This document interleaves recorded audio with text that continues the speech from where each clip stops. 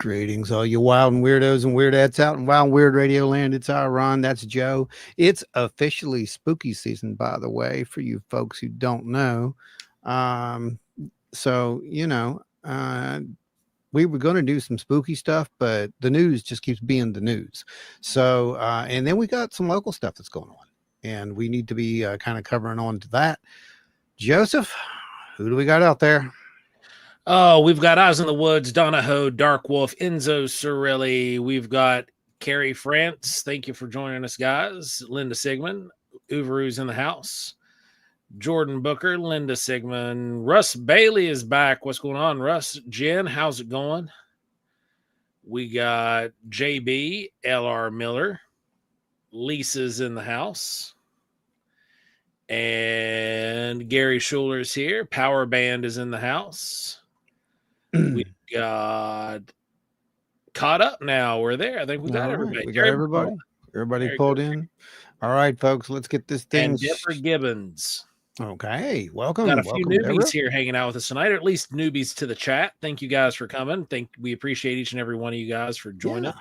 Then we got Country Girl in the chat. There's a new one. Good to see you here too. It's another newbie in the chat. Angelic Crusader, another new one in the chat. Man, our chat's actually full of some new people tonight. There you go. I like that. Let's get some more new people in here because we've got some things to do and some things to talk about. And hopefully tonight some of these newbies can help us.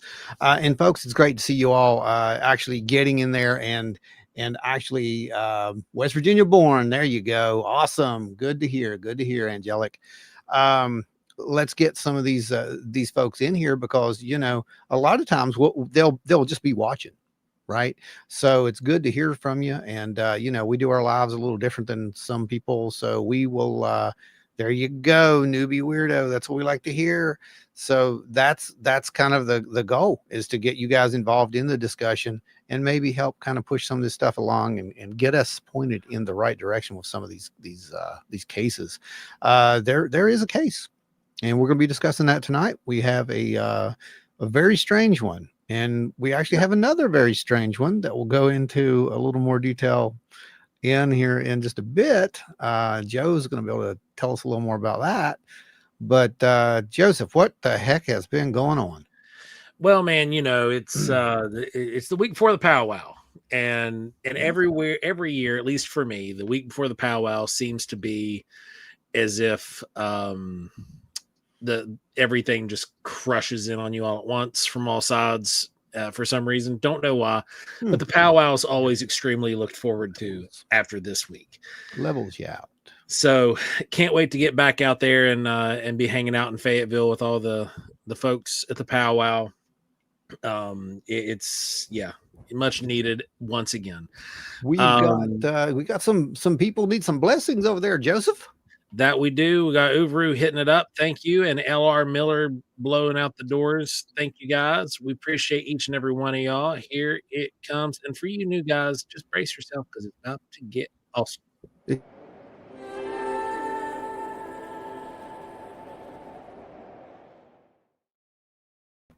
Those of you guys who are new, those are anytime someone makes a monetary donation to the show, we use that for our research.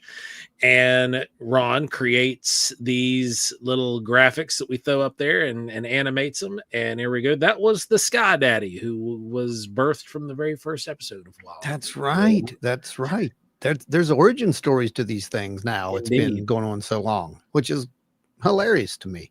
It's almost like we need a comic book about it, right? Deborah Gibson, $20 super sticker. We appreciate you. Like for real, this stuff all goes towards the research. Jordan Booker knows it for fact. He's seen it go into place at this point now. Welcome to the new folks. It's a great family. You're absolutely right, Jordan. We appreciate that. Here comes another big one for all you. Thank you.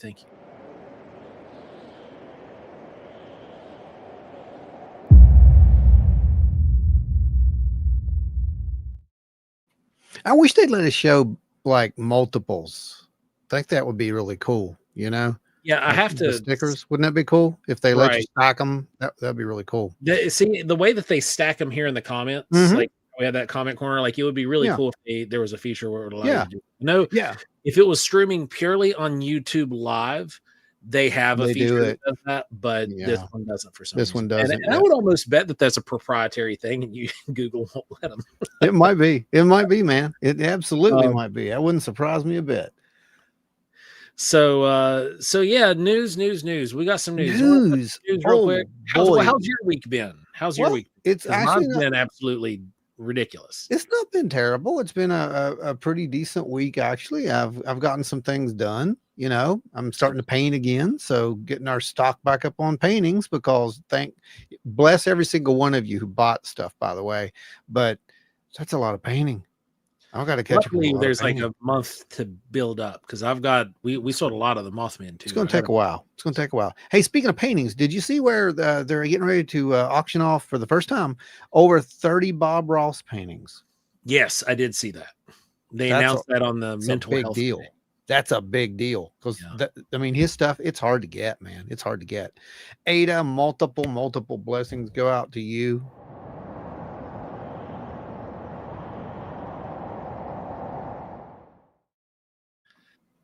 What's really funny is back in the day, you used to be able to pick up a Bob Ross painting for like $1,000. Like that was it. You know, nothing. Now you might as well. I mean, he's climbing. Like it's multi-thousands now. It's insane. Absolutely awesome though. Ready to go to news? Yeah. Yeah, let's hit the news, man. Let's do it. That's the old news. Nah. You got to hit them news 2025. You guys upgraded the news for us. So here's the new news.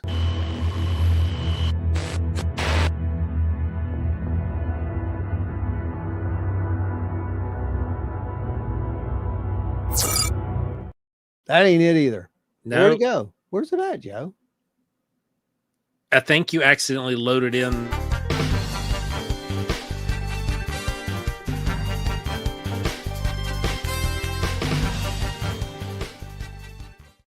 Hey, Okay, so that's it. Better than last week's technical difficulties. Yeah, much God. Well, we're not talking about what the show is really about. Okay. True. So just hang in there, guys. After we get done with our news and our local eyewitness report, we'll talk about what the show is really about, and we'll go into that.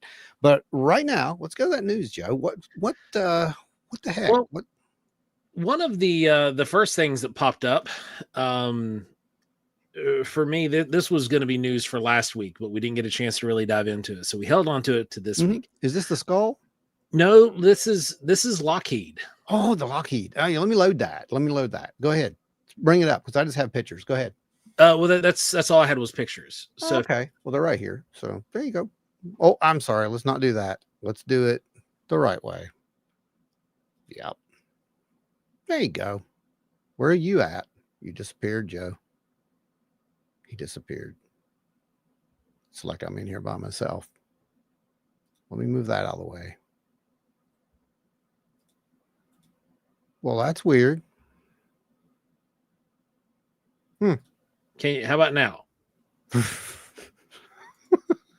Okay, let's try that. Here we go. Now, okay, go ahead, Joe. With this product being tested now, this is validation that Lockheed Martin now has a new generation of stealth fighter that has a self-healing, self-adjusting, reshaping material. Basically, they're using the metamaterial, if I understand this correctly, and they've done wind tunnel testing.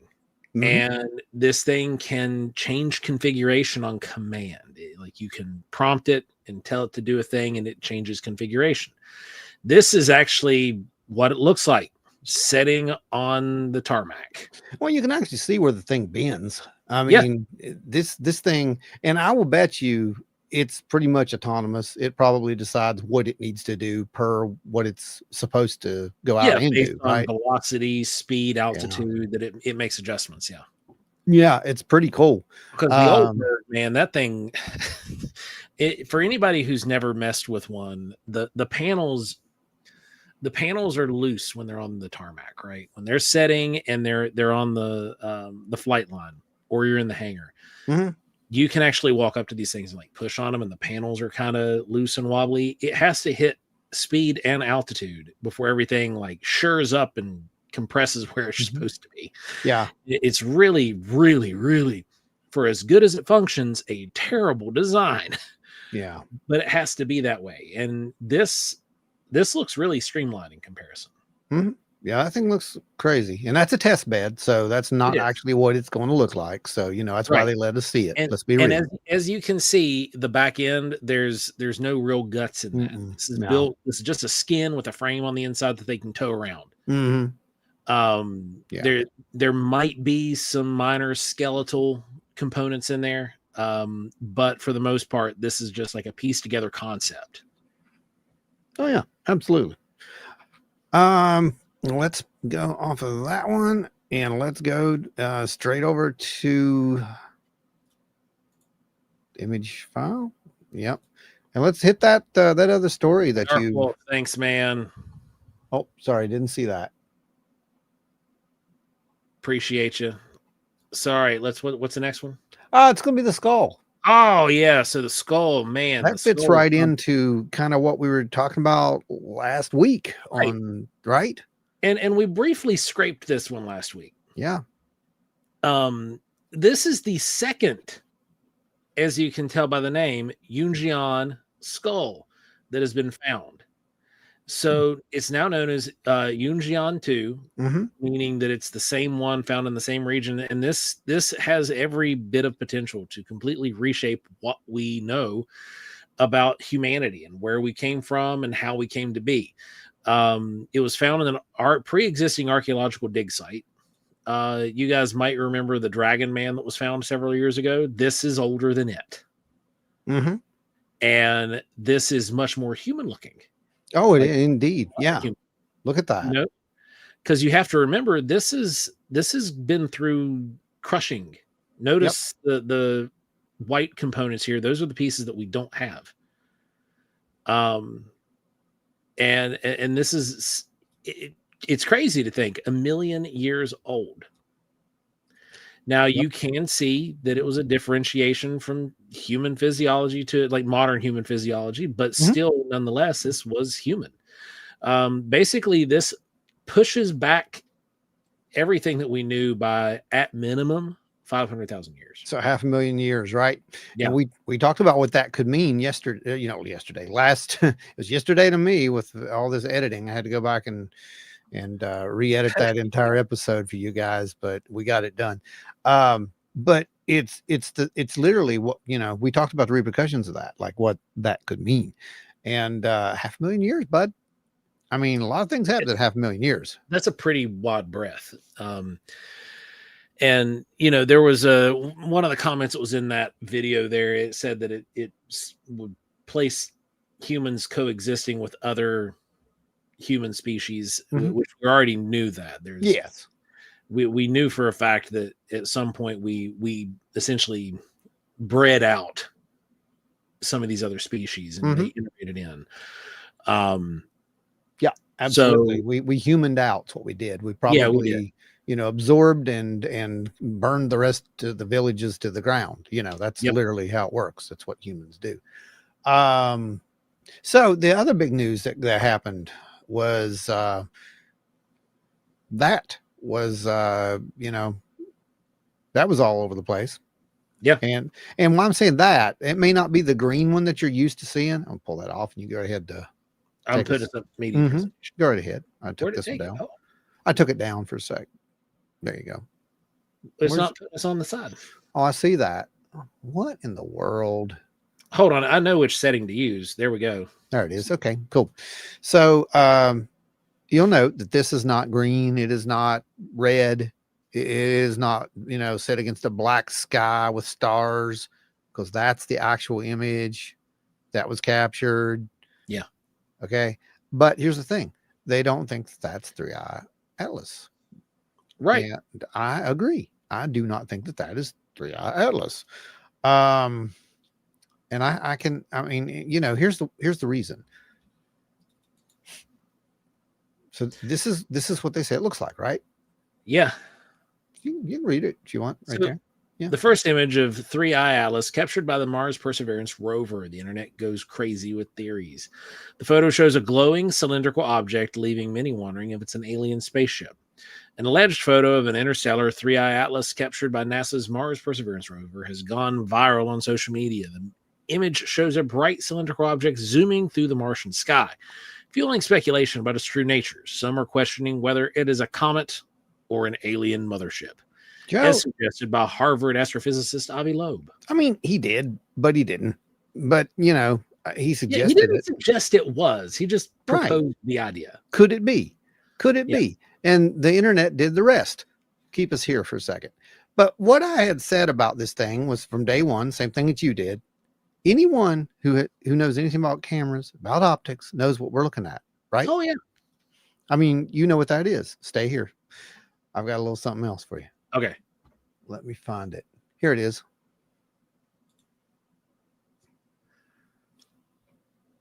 There's our image, right? Hey, y'all remember this? Remember when this happened? Hey, look at that. Hey, look at that. Hey, look at that.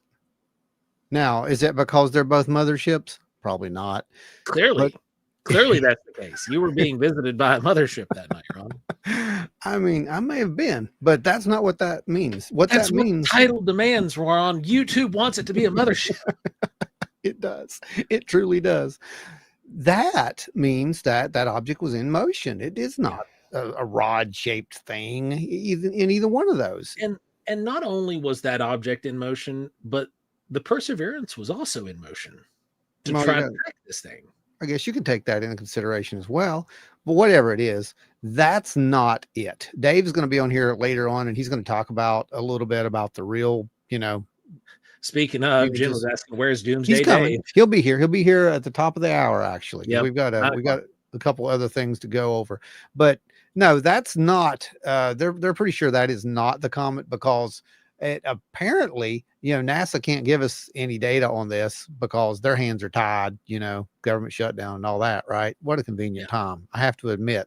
I'm with the conspiracy crowd on that. What a convenient time. Right, because even NASA's website just says this website isn't being updated. Yeah, it's like, really?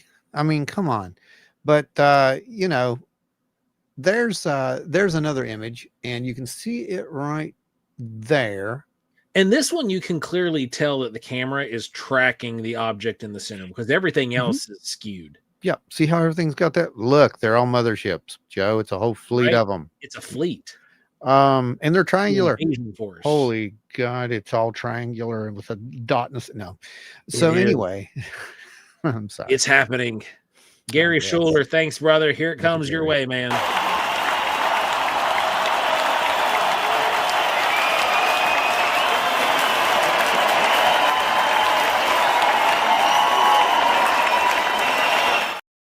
There's our Sky Dolly. She's I guess she put out a statement there a couple days ago and said, "Yeah, well, I'm still here. I'm still here." That lady's crazy. She's awesome. Beth just updated us. Finally got a 4K night vision with video. Heck yeah! There you go. Now we're gonna do some stuff, right? There we go. Okay, folks. I think is that about the news. That's all. Yeah, I think that's good for news, don't you? Because we got to cover some sun. We got to get this thing rolling. We lost a. We lost what? Oh, we lost. Well, he'll be back.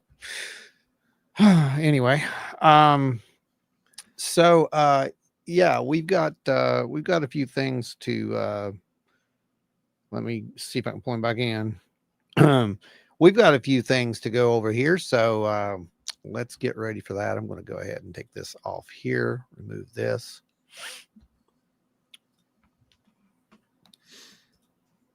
Okay. We'll see what happened there. Might have had a technical failure on the back end. There we go. We're going to try it again. We're back. We're back up. All right, he's ready to roll. All right. Bring him in. Here we go. Welcome. Tommy Swiger's here. How are you? Oh, we're doing good. We're doing good, Tommy. Good to hear that. I'm playing switch phones around here. My other phone was about to die, and I Ah, tried to get okay. on the computer. It wouldn't work, so I had to grab my other phone. Can you guys hear me? Yep, we Oh, can hear. absolutely. We can hear you. The folks out there, they can hear you. It looks like everything looks good to go on this end. Okay. All right, so let's track this back and let everyone know what happened. Okay. Sure. Sure. So to get this started though, this guys, everybody, this is Tommy. It is the Mid Ohio Valley Paranormal Investigations and Research tag that you'll see floating around here in the comments from time to time. Mm-hmm. He got a hold of us a few nights ago and has, you know, gone ahead with deciding to come forward with us on the show here and present some of the findings from a recent sighting, right? Yeah, that's right. Yep, it happened right here in North Central West Virginia. Yeah. So go ahead and like Ron was saying, walk us back into the date and times and take us into this one. Okay. Uh, on. Let me just grab my paper here. So basically, what I'm going to do is I have the witness testimony, and I wrote down everything from the time it happened, from the time I contacted you guys until recent days leading up to this moment now, um, to kind of keep tabs on the witness and how he's feeling, if anything else happened to him. So uh, I'm just going to go ahead and read the statement if that's okay with you Mm-hmm. guys. Absolutely. And I Go want for to it. I want to go ahead and say that I have talked to this witness and find the witness completely credible in this. And was completely I listened to the witness yeah, interview, the video, the original video from Tommy, and I'm with Ron. yeah, a complete like just shaken up. Okay. So that's one of the reasons we wanted to go ahead and put this out as fast as possible, and just try to alleviate some anxieties. Right. Tommy, Sure. stage is yours. Go ahead. Okay. So I know the witness. It's a neighbor of mine. Whoops, sorry. I hit the wrong button. I was trying to bring you up. That's okay. So I know the witness. It's a neighbor of mine. I'm very close to him. We'll put it that way. The reason I brought you guys in and got you involved is because, it kind of hit close to home. And I love investigating ufology and paranormal, and I wanted to bring you guys in to verify these accounts. That way, it's everything's here and put out on the table. And also, I wanted more information about this sighting. And, you guys have helped spread the word. And I've heard from a lot of different people about this style of craft. So let's get into it, okay? Mm-hmm. Um, so on 10/6/25, 1:30 a.m., he noticed his dog standing at the door, so he opened it. He walked outside on the deck to watch the dog use the bathroom. Once he sat down on the deck chair, he noticed a very bright light towards the northwestern sky. At first glance, he thought it was a well pad until he realized there was no well pad in that direction. Now, could you explain what a well pad is to everybody real quick that might not be familiar? Yeah, sure. So a natural gas well pad, they have it's a burn off pipe on these well pads that are usually set atop of the ridges and the hills.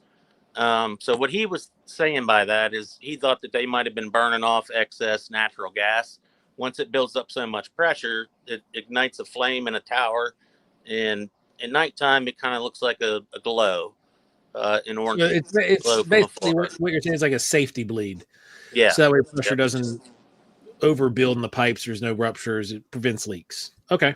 Right. Yep. So that's what he thought it was, but then he realized, well, no, there's nothing over in that direction, so that can't be it, right? Um. So staring at the light, he watched it grow brighter, and then it began moving towards him. His thoughts were, is this a helicopter? Is this a plane? What the heck is it? As the light became more clear, and under the glare of the full moon, he could see every detail on this craft once it got to his location. As he sat in awe, he was maintaining a calm posture, trying to rationalize exactly what he was witnessing. The craft was now approximately 400 to 600 yards and closing the distance towards him. So, where he was sitting at, looking towards the northwest, it's up on a hill, and he's seen it at first glance. It was probably 1,000 to 1,500 feet off in the distance, and then it started moving towards his location, and that's whenever it was 400 to 600 yards away from him. So after it was closing the distance, it appeared to be around 1,000 feet up. As it moved towards him, it headed downward. No spinning or any rotation. No rotor sounds, no exhaust. No visible propulsion system at all. The craft was now 250 to 300 yards away from him, and it stopped. It seemed to hover overhead. As he had called the dog to come inside, his stomach dropped because he now knew, beyond a doubt, that this was not normal. The calm feeling that had filled him at first was now being replaced with a strange, ominous feeling of dread and fear. He didn't feel threatened exactly, but he was becoming more certain that he was not witnessing anything that came from our planet. As the dog sat in the yard, he became aware of the craft, and both stood motionless, just observing the craft, glaring at it. By now, 10 minutes had passed. So from the time that he first witnessed this object, thought it was a gas fire at the well pad, till the time it moved in, this is 10 minutes now. Or approximately 10 minutes. As he described the craft to me, he said it was circular, but it was not spherical. It was a classic saucer shape. It had a diamond object at the top of it in the center, which is that's a pretty good description. And you know, you guys can understand the moon was full that night, and it was like extra bright. So like Yeah, it was a night of everything the around here supermoon. was lit It up. was, yeah. Yeah. So let's see here. He stated that the craft had legs, and the entire thing was shiny silver in color. When I asked him about the legs, he said that he assumed that they were landing legs around the perimeter of the craft just below the center. He said they looked to be 50 or 60 feet long, right below the center of the craft. He said it had lights all the way around the center of the craft. And it was all a polished silver color. So the whole craft that he's seen was polished silver. But he said that the diamond shape at the top was a little bit less polished color. It was more a little bit dull. But he didn't know if that had to do with, you know, the lights going around the craft, or he said that there wasn't any white lights atop up where the diamond shape was. Sorry guys, let me let the dog out of here. You're good. And then he said the legs were evenly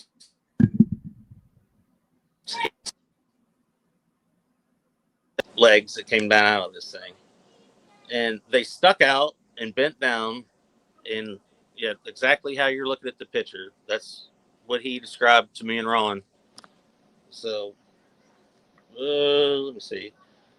They were the same polished silver color as the rest of the craft. He said that the craft started to descend down behind the treetops, and it looked like it landed in the top cow pasture across the road and up the hill from his residence. He said he could see the diamond shape of the top of the craft just above the trees, which would make sense if you're looking up the hill the cow pasture, there's a line of trees that blocks our vision from it. So if this craft landed in the cow pasture at the top of the hill and the legs were 50 to 60 feet long, just the very top of this thing would have been sticking out. So maybe even the legs could have been longer than that, and the craft could have been bigger than what he described. He did describe the craft as approximately 50 yards circumference, so a half a football field or greater. So that's a pretty decent sized craft. Yeah, that's huge. Yeah, that's big. That's a very big craft. And Yeah. Yep. yeah, that was the modeling that I did to make this thing, and I was shocked that we got it right literally the first time. Because I worked back and forth with you guys trying to get this thing, shaped out. And Right. I was like, well, this is interesting. You gave me the little sketch and I'm like, all right, I think I can do this. But Yeah. Yep. yeah, that's So a wild design. right, and I let me get off of this for a second and just talk. Yeah.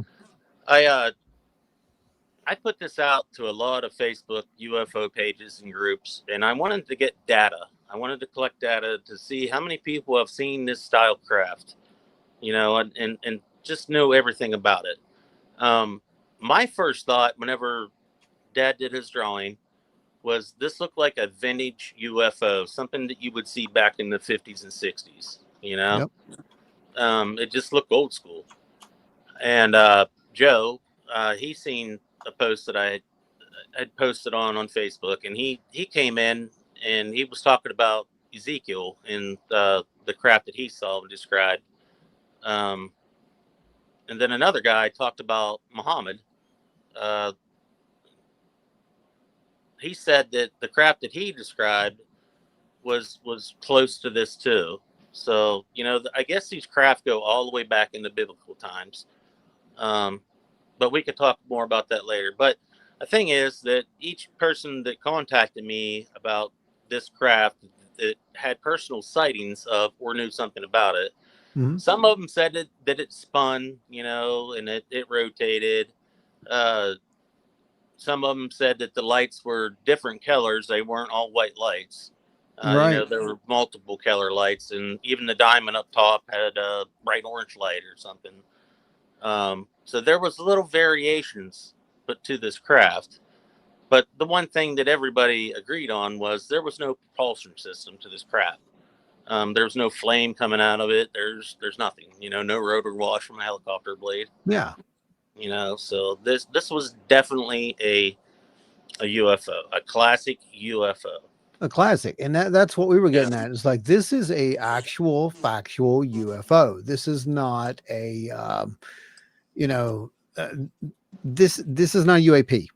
I think that's what I'm trying to get at, right? Yeah, exactly, Ron. This is some kind of a craft. And I realized that while you're describing this thing, but then we noticed some things, didn't we, Tommy, when the 3D model was rendered. You were like, well, I first rendered it with a bright diamond on top, and you're like, no, he said it was kind of a silver or gray color. I'm like, okay. Well, when I went to make it the same color as the craft, that silver, you couldn't see it. So you couldn't see it even with, a simulation of moonlight, which we had, but it wasn't lighting it up enough. But when I put lights on the top of the craft, like or around the bottom of it, you see what you see. So the model actually validated what he saw, and there could have been lights up there too, is what I'm getting at. Yeah, definitely. Yep. So this thing had a lot of lights on it, guys. I don't know of anything conventional. I don't know of anything practical. Yeah, and the legs and everything, Ron, you and I talked about how it was reminiscent as well, not just the old ancient accounts, but even as recent as Rendlesham. Yeah. How Rendlesham Forest incident had those legs that when it was pressed into the ground left an impression. And then there was also landing legs on some of the craft that landed in South America where there was the visitations with the sheriff. Especially those. Yes. Yeah, And even Arizona, the egg-shaped craft with the sheriff deputy Yeah. out there, it had landing three legs. legs on it. Yeah. The wild thing about this one, guys, is you've got that, there's 6 legs. You've got all those lights. You got this weird diamond thing on top. It is absolutely just a bizarre. Um, it's a bizarre craft, and it's good because it is so bizarre, so different. Folks, I see like over 50 people out there. You start hitting that like and that subscribe for us. That really helps us a lot. We've got a lot of this to get out to people. The hopes is that somebody can help, figure out what in the world's going on out there.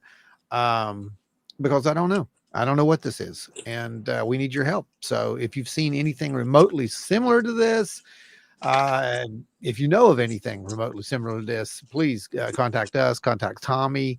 This is just to try to get some clarity as to what the witness had observed. Tommy will also say that the witness was very distraught after the sighting. Yeah. Yeah. Yeah, he was. I've been keeping an eye on him and checking in on him. Um, I'll get into that here in just a second. I'm going to go ahead and finish his sighting report, Go ahead. and then we'll talk about his feelings and a couple of different things that happened. Okay. Now, he's been watching this thing for around 15 minutes, trying to logically comprehend the whole situation. As he shined his flashlight at the dog to see if he would head towards the house to try to get him back in the house so he could get in the house, because by this time he's pretty nervous. He's shook up about this. The flashlight, he took the flashlight and he shined it right at the craft. So the craft came up from top of the trees and it got up about 200 to 250 feet once he hit the craft with the light. It stayed there for approximately about another 10 minutes. And by this time, he's in shock pretty much. He just can't believe what he's seeing. And he said this thing went up, 200 to 300 feet, and then it went up to 1,000 foot, and then it came back down like it was going to land again, but it never did. Mm-hmm. And then the craft didn't do any rotation. It didn't do anything, out of the ordinary besides just sit there. It was like it was studying something or working or fixing on something. That's kind of what he said about it. But now this is about 20, 25 minutes at this point. And when he shined the flashlight on it, it did all its maneuvers. It went up and the craft tilted from being a level plane. It tilted towards the west. And then in 2 blinks of an eye, it shot away and disappeared from sight. It was gone. So in total shock, he grabbed the dog. He ran to the door of the house. I asked if the dog was shaken or seemed scared, and he said no. But the dog had stared intently at the craft as he did. Once he realized it was theirs, so by now it was 2 a.m. roughly, he went inside the house and he sat on the recliner and he thought about it and he went and got a gun. And he sat back on the recliner and he stared out the window. Scared. I mean, he was weirded out. He was scared. He couldn't sleep. He didn't know what to think. And, it put a fear in him that he's never felt before. What's interesting, though, is when he first witnessed the craft, he didn't feel any fear or nothing, but then as the craft came towards him, I don't know if it was the energy from the craft or if it was just the sight of it, but he was struck with terror, pretty much. So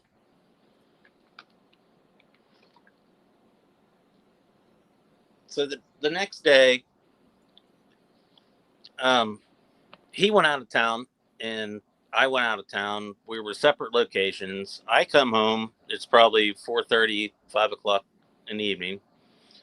It wasn't the next day. It was the same day, but, later on. So he came over and he said, "Hey, I have to talk to you." He's like, I seen something. And he's like, "I don't know what it was, but I'll tell you about it. And I'm going to need some help with it." He's like, "I just don't understand it. But, this is what happened."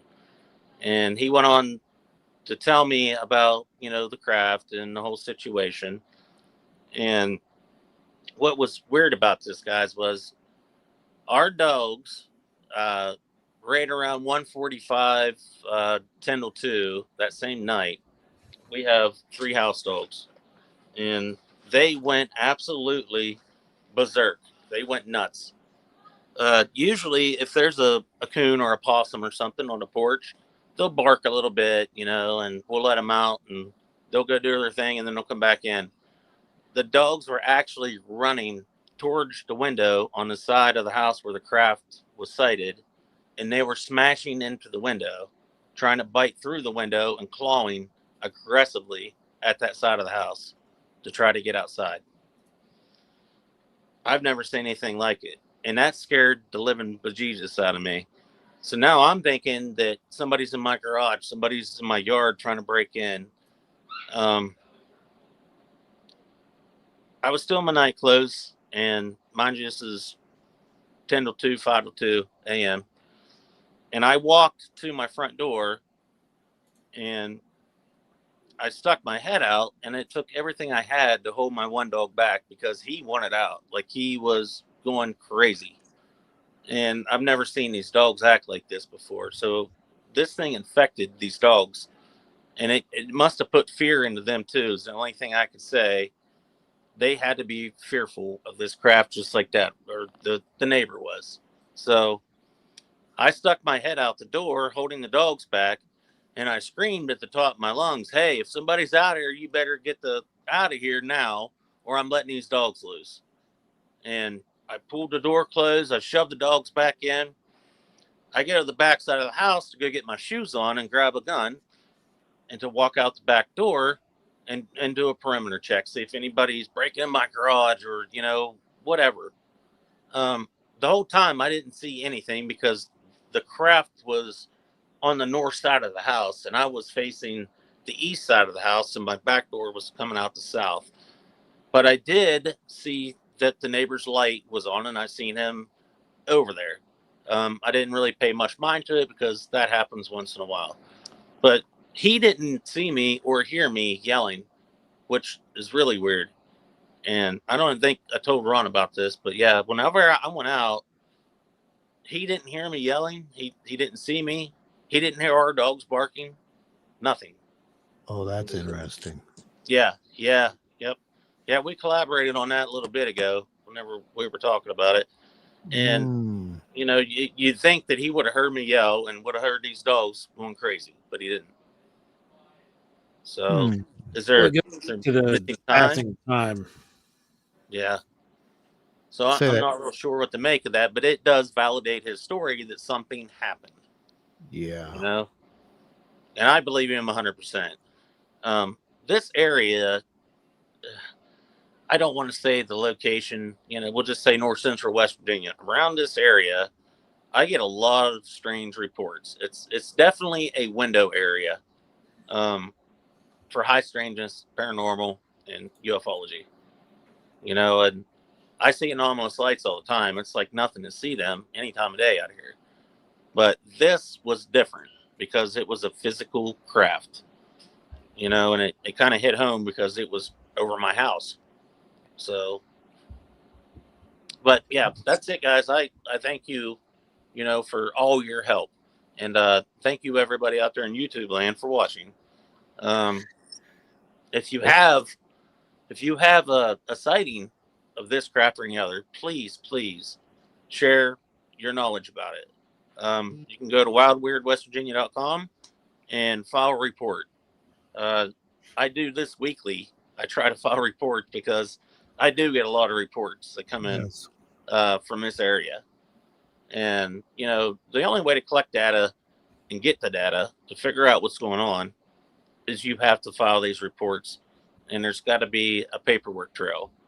Yeah. So, and this isn't the 1990s anymore. This is 2025, and our government admits that, yes, there are things out there we don't know what it is. That's right. So it's okay to, break out of that binding, so to speak, to report things that you've seen. That's the only way it's going to help everybody. And you're not only helping yourself, you're helping the next person. Yeah, we are disclosure. I mean, it's a fact, and that's why we do what we do. We try to get people to talk and get these things going. Tommy, they got some questions for you, so hang in there. Okay. First one up, Tommy, is did the witness get any photos by chance? I think I already know the answer to this one, but go ahead. No, he didn't. And we give him a little bit of heck about that. 30 minutes and he didn't get a photo, but he's not real good with a computer or a phone, put it that way. He's an older gentleman. He's 76 and he's an Army veteran. That's So, all that Country you Girl really. says, the witness to be distraught speaks volumes. Oh, yeah.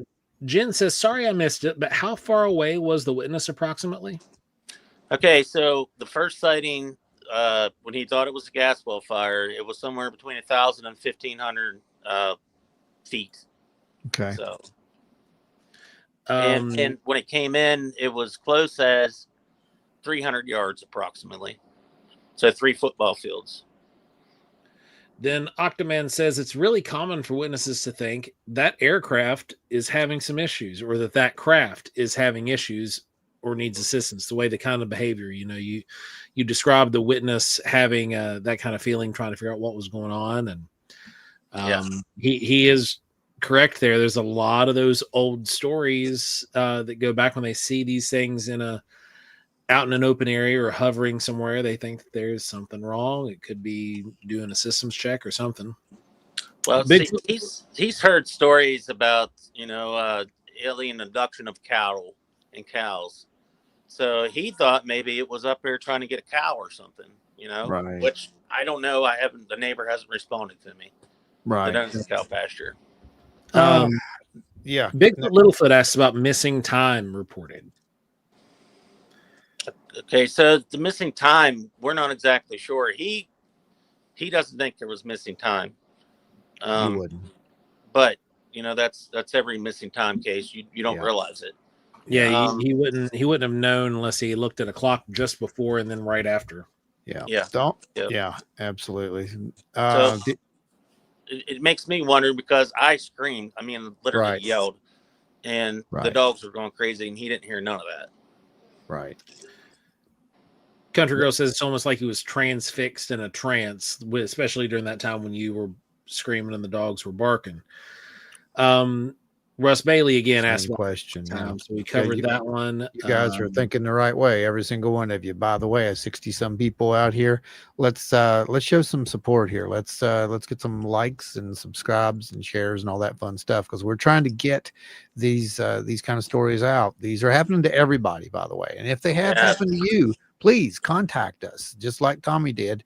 And we're going to try to, do as best as we can, try to help you out with these things and try to get some validation for these folks. We may never know what they are, but we can at least assure you that you're not alone. Yep. If you guys if you're here because of something I put out there, thank you guys for being here. And please subscribe to Ron and Joe. These guys will change your life if you have stuff happen to you. They're more like family to me than most of my family. They're good people. Thanks, Tommy. Yeah, man, we appreciate that, man. Oz brings up another good point that he may have some very interesting dreams. We've talked about, watching stuff here, and Tommy's on that. So I know he's going to report back. We'll have some follow-ups with this. Tommy, I think you already answered this, but answer it for these folks. I know me and you've had several discussions on this since the case started, but was there any ground trace evidence, anything like that you saw or found, anything afterwards? No, but I wish I had a radiation detector, and he didn't see anything dripping or coming out of the craft. And I went up to the fence line. I'm not supposed to be on the neighbor's property without permission, and I respect that. And I didn't see anything visible as far as like a crop circle or any kind of melted metal or even indentations of something landing. No, I didn't see anything. No burnt treetops, nothing like that. No. Okay, cool. Wow. Well, it's an interesting case. I mean, it's definitely something. I have no idea what, other than just to say this is a UFO, guys. So one other thing, back in, I think it was January, I'm pretty sure, I was out sky watching, getting ready to do a UB for Mid Ohio Valley, I'll explain. Mm-hmm. And I witnessed what I'm going to call a UFO. It was a physical craft. It wasn't just an anomalous light, but it came from the same direction. And it didn't get as close to me as what his sighting did, but it was from the same direction that this craft came. And it kind of came out of the west towards my location, and it dropped down from 1,500, 2,000 feet down over top the trees. And at the closest point, it was probably 1,000 feet away from me or so. Okay. And it had drones chasing it. So it had a smoke trail behind it, like it put on the brakes. And it's like, if you look at an airplane, you see a contrail. This thing had that too. It was orange. The lights were orange. They were light orange, orange, light orange, orange. And it was square shaped from what I could tell, but it was pretty far away. So this isn't the first case of a craft in this area, but I just thought I would mention that because it doesn't validate his story, but I've seen things here too. Oh, and, yeah. I can't say 100% that it was a UFO because it was so far away, but in my mind, that's what it was.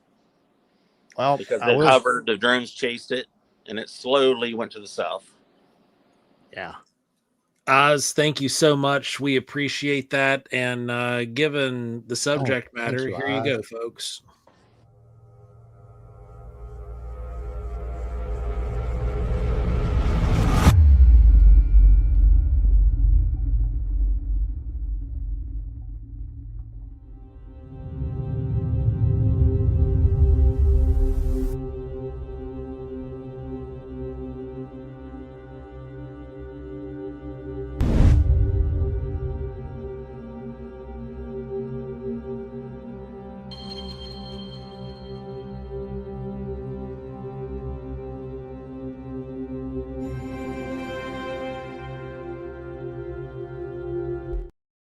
Well, we thank you and they thank you.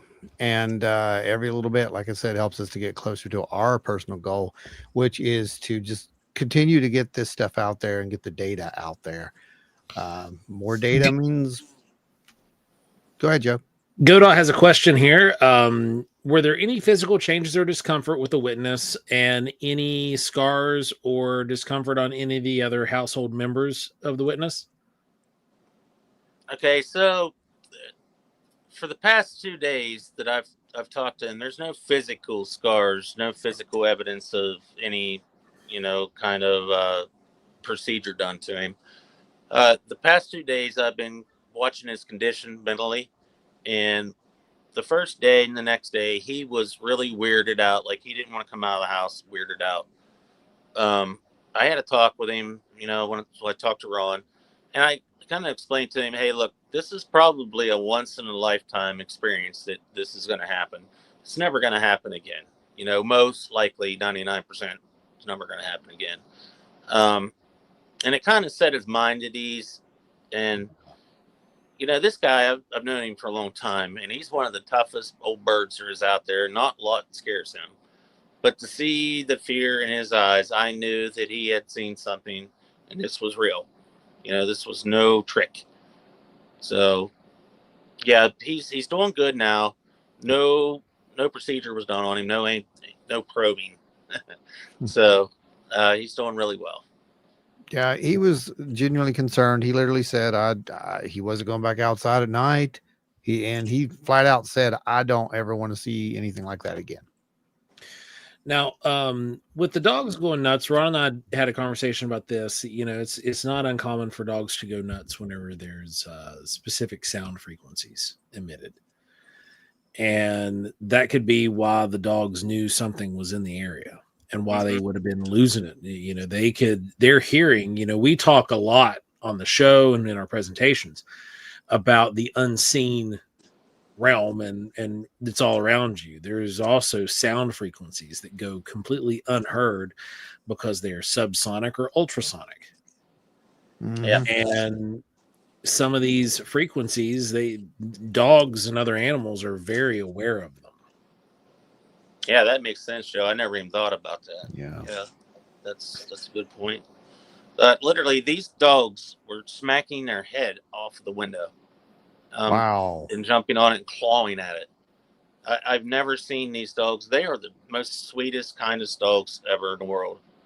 But they snapped, and it scared me to death that these dogs would act like that. And that's why I knew that something was wrong. So Yeah, they were in extreme duress. it was a Yeah. visceral reaction. Yeah. Yeah. They were actually, Yep. exactly. So yeah, the craft itself, very strange, like I told you, and I'm glad that we got this. Is what was great about this. This was a report that came in fast and hot. Yeah. So there was a time to really get in there and get the witness's statement. You've got it now multiple times, and everything seems to line up just the way that it was. Not that I have any doubt whatsoever. Getting to actually talk to him and hear his voice. Yeah. You can tell a lot when someone's literally distraught about something they can't quite explain, and that's exactly what happened here. So Yeah. that was impressive. He sky watches with me once in a while. Like, he'll come over and we'll hang out, and I'll let him look through the night vision goggles, and he sees anomalous lights, and it doesn't bother him that much, just like me. But this was different. This was a physical thing that freaked him out, and that he just wants nothing to do with ever again. And I don't blame him.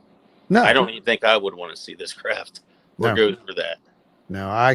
When I created this thing, I actually called it the spider UFO, just for file, Right. definition. But it definitely is strange the way its legs are, And we have to look at it like this. We have to look at it like this, guys. Where I'm going with this. Was that the physical craft? Was that a perception of a physical craft? Was that basically a screen image? We don't know, and that's the problem with this kind of stuff. And that's why it's okay to talk about these, because even though it's strange, we know there's something there. Something happened. There was something witnessed, and it was outside of the normal range. I got a report earlier about anomalous lights just down the road from here, not too far. A person got a hold of me, and they were telling me their story.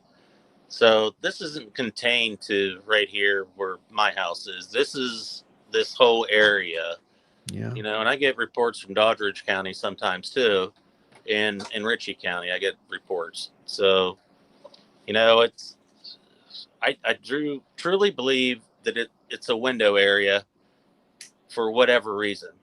I'm not sure why, but I don't think anybody knows why. There's something there. Yes, sir. Yeah, absolutely. And for the folks who don't know, was it 2 years ago, or was it last year that we had the strange creature sighting that we reported on in your area? That was also last year. Was last year. Yeah. That was another strange thing. So yeah, that area definitely has some stuff going on, and continue to watch it, continue to catch your stuff, and of course, always report back to the collective. And I mean, you're a member, so why wouldn't you? Enzo asks, Thomas, how big do you think this window area could be in that area? Well, that's hard to say. Does the window area travel? Or, from my reports in north central West Virginia, it's given 100-mile circle. Well, no, I wouldn't say 100-mile, probably a 20-mile circle as far as a crow could fly. That would cover about 4 or 5 counties. So, But the actual window where it's coming. But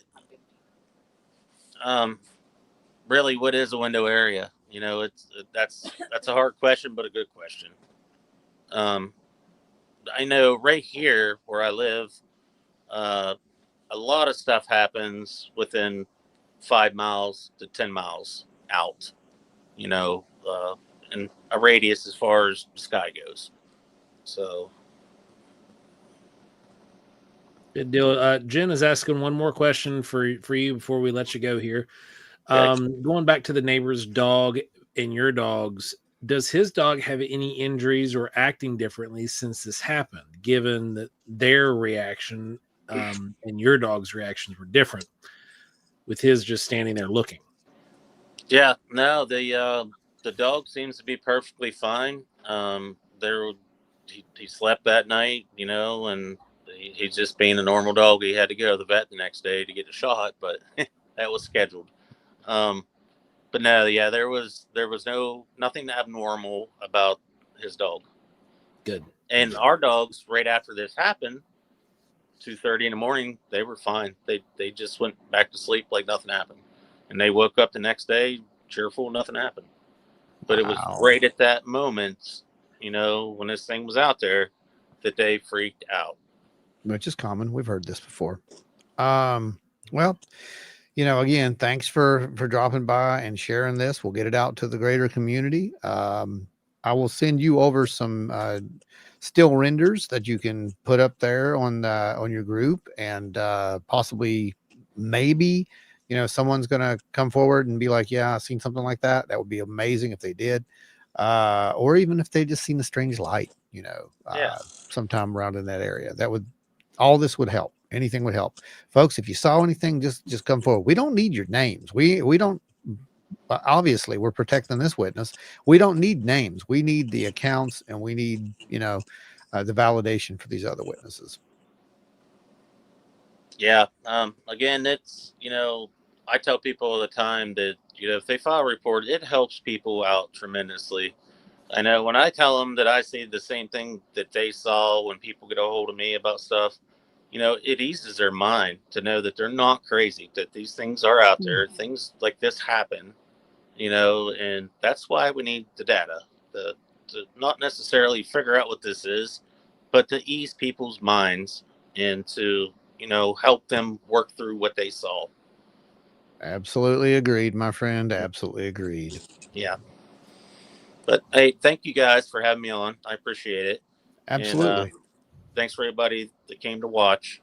We love y'all. Appreciate you, man. We love you too. And thanks for coming on. Thanks for sharing the story. And we can't wait to see more coming out of your area and more information coming from this, if there is any.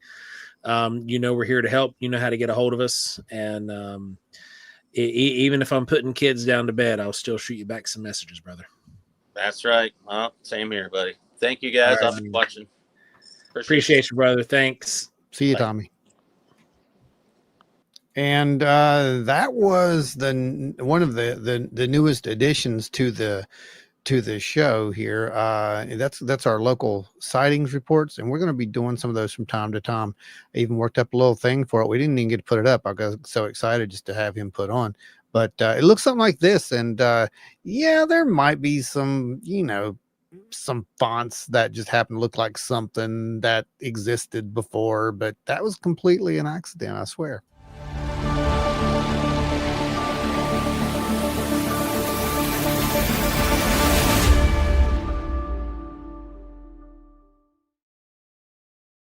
There you go. Kevin, no, they're not that they're aware of. The witness, there was a period of time that was lapsed, but the witness never really looked at the clock. They just knew that from point A to point B, there was a 30-minute span roughly, and but doesn't really know how many, if any, of those were a gap. Yeah, the part that's kind of stands out as a possible indicator to something would be the fact that Tommy's yelling, and the dogs are going nuts, but he and his dog are stoic. Yeah, and we've heard that, like, people can get switched off, right? Mm-hmm. That has happened, so it doesn't necessarily mean that there was necessarily an abduction or anything like that. Sometimes people are just switched off. This does happen. I need one of those UFOs. That's what I need. Do. I need one of those UFOs just shoved. You need the device that does it, the switcher offer. That's what you need. You need this. Anybody want to help get Joe a switcher offer? Just we're out here. You can bring one of those. Just the easy button. That's what it is. It's the easy button. I see no work got done. Nope, sure won't tomorrow either. Right? Those kind of things. I got you. Oh man. So an incredible case, right? Yeah, that's what it is, Jordan. That's gonna be the new name, the UFO power nap. The UFO power nap. Everybody needs one. Yep. We need to make that a thing. Oh man. Yeah. Let's see. Well, Godot, he's luckily in an area that where they're at, they don't have very many neighbors. They live Yeah. out a holler road that is kind of a you got neighbors like roughly, if I understood Tommy correctly from a previous sighting, the next neighbors over from him and this guy are like a mile or so away. So it's just these two houses, and Tommy's just over on the other side of his property, and then Tommy's property goes on out the other direction. So there luckily isn't anybody that he would have to worry about. And with Tommy being somebody that he's been out, just watching him go out and look at the sky periodically and say, hey, you mind if I come look? And Tommy being like, yeah, sure, come on. They've got a decent relationship going on with that aspect of things. Enzo says, by the way, fellas, I got my GQ GMC 500 Plus today. Amazon had it on sale. You've convinced me that I should have had that in my inventory. I think everybody needs it in their inventory if they're going to be doing any of this stuff, to be honest. I mean, we're going to be watching it for the Black Friday sales. That's for sure. Yep. And, it doesn't hurt to have one of those sitting around as extra, to be honest. Yeah, because, you put one in your car, you can put one in your whatever. And you might want to go shopping for shrimp. Yeah, if you're going to Walmart and go buy some shrimp or Kroger now. Or spices. Remember? Yep. Remember the cloves, spices. Right? Cloves. That's right. It was cloves and coriander. Yeah. You might need to check them now, guys. You might need to check them. So it's a good thing to take your Geiger counter with you in other places than just these window areas. Or you could be like me and you're going and testing them like, hey, Glow and Joe needs some more glow. So I think you're going to eventually work up a tolerance to it, though. That's the bad part. Right. So I don't know. Let's not find out. You want to bring Dave in? He's back there in the background. He is, but his camera's off, so I don't know if he's there. He's never there. Oh, there he is. He's here. We're here. We have a Dave.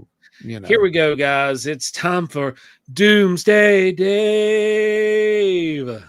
Hey, Doomsday Dave. What's up, Doom? I was trying to prepare you know what? What'd be funny, Dave, is if you never really talked and you just sit there and there's a little button and you hit and all it says is Doom. That'd be great. That'd be great. That's what we need to do. I'll bring in the Doom. Bring in the Doom. Now it fits. Did you get him in there? Yeah, look at his tag. Oh, Doomsday Dave. I see it. Yeah, I love it, man. Yeah. I didn't even see that. That's awesome. Fun with technology. Anyway, yeah. So hey, Dave, you have somebody asking about how's your recovery process going? Yeah, I just noticed. Yeah, I'm still pretty dang sore, but getting through pretty good. Your collar looks a lot better tonight. Probably. Yeah. Your consciousness looks remarkably better tonight. I'm not as drugged up tonight. Yeah, so, that's good. Yeah, you were on some pain meds, man. You were. Oh, yeah. I don't know how you sit there. I don't know how you sit there. I don't either. I mean, I'm not kidding. Anybody who don't know, Dave had surgery last week, pretty serious major surgery. Yeah, hours before the live, he has surgery, and I'm like, dude, you can set it out. No, I'm good. I'm like, what? Dedicated. Insane. Insane is the word I would use. So did any of you guys happen to catch that latest interview today from the new guy that was on Weaponized by any chance? Daniel. I didn't see the new one today. Oh, guys, you missed it. Well, I've got it literally came out like, I don't know, around 3 o'clock or so, something like that. Yeah, I definitely missed it. It's good. He was supposed to have been at the congressional hearing. Like he was supposed to have been there as one of the witnesses. So Jen sent this to me, and I didn't get a chance to watch it. So that's Okay. what it was, Jen. Jen sent it to me. Okay. So to give you guys a brief glimpse into my world, I was supposed to have had a contractor come do work today, and guess what? They didn't even call to tell me they weren't coming. Mm. And then had to deal with my son's elementary school, and let's just say it's less than pleasant. Mm. Always So, something in there. so my afternoon just went straight to crap from about 1 p.m. on. It was just me chewing people out. Great.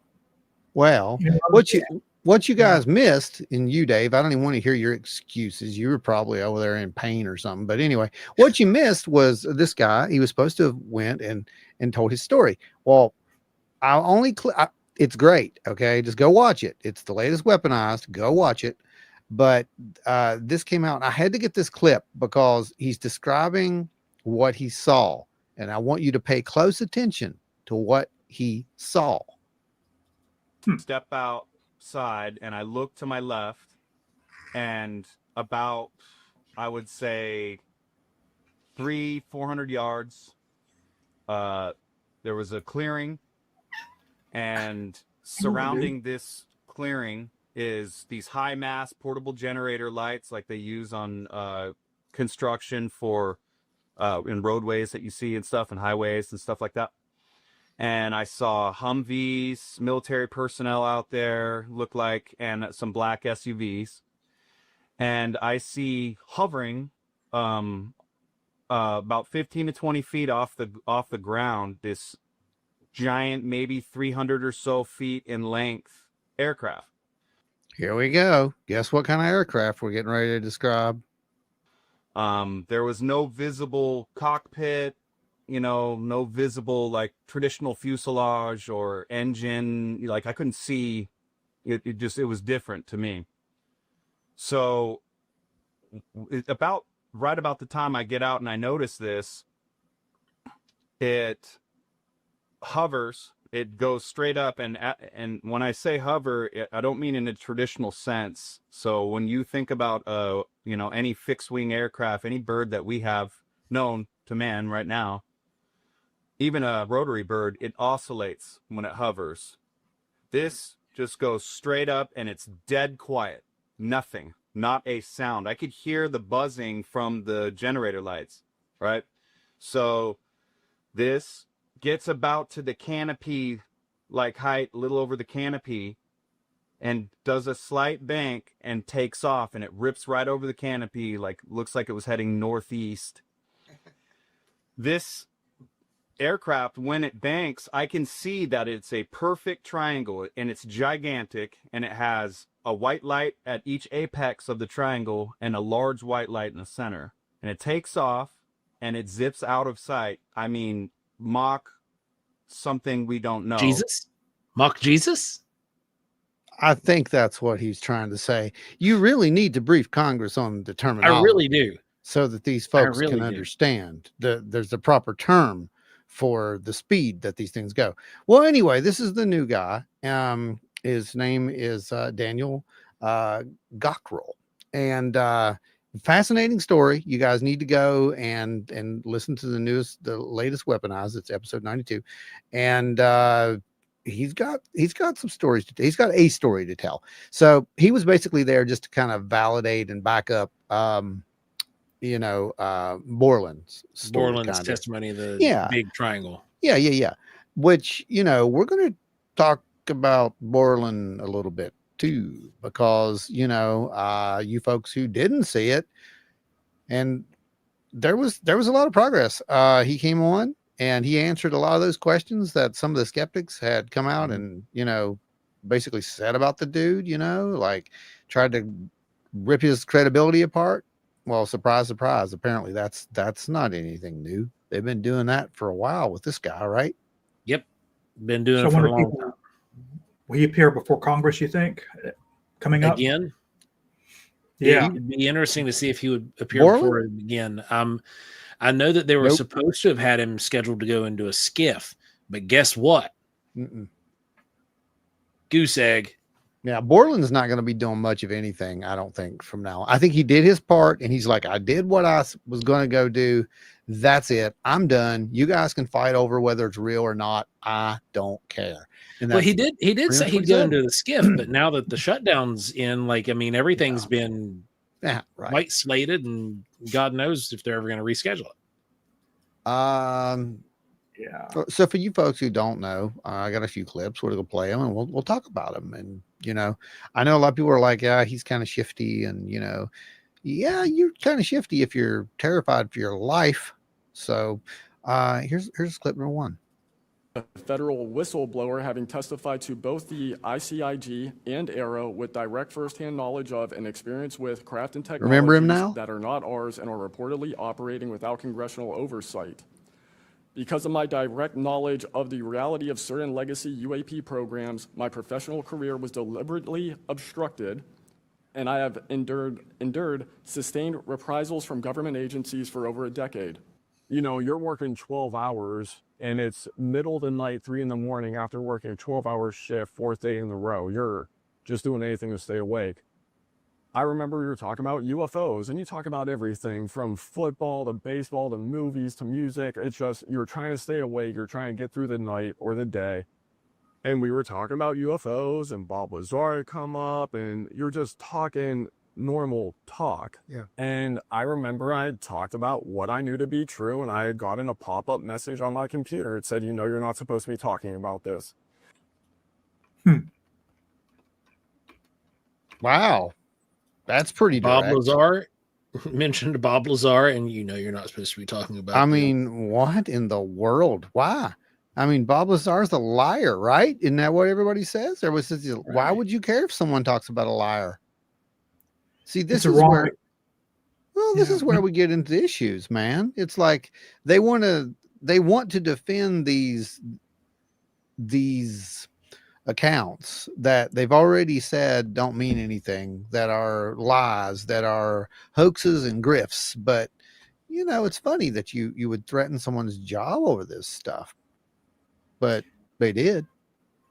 It's ironic you mentioned Bob Lazar too, Ron, because I just saw a video. It's less than 2 weeks old. I might have shared it with you guys. I'm not sure. I can't remember now, but another person came out and said he doesn't believe what Bob Lazar says. Oh, I saw it. I saw it. Yeah, I saw it. I don't. Every time I see those things, I'm with Burchette. That means you're over the target. That's what that means. That means that there's probably something getting ready to happen with Bob. That's what that means. So keep watching, because something's probably getting ready to brew here. Could we see a star witness at some point? One of these things? My God, that would rock the world, wouldn't it? Do you want to put an end to this thing? That's how you would do it. That's right. That would do it, but I don't see it happening. Let's be real. Donna Ho says, does Mach Jesus mean faster than the speed of light? No, Mach Jesus means it's really freaking fast, and it's so fast that it's dang near incalculable.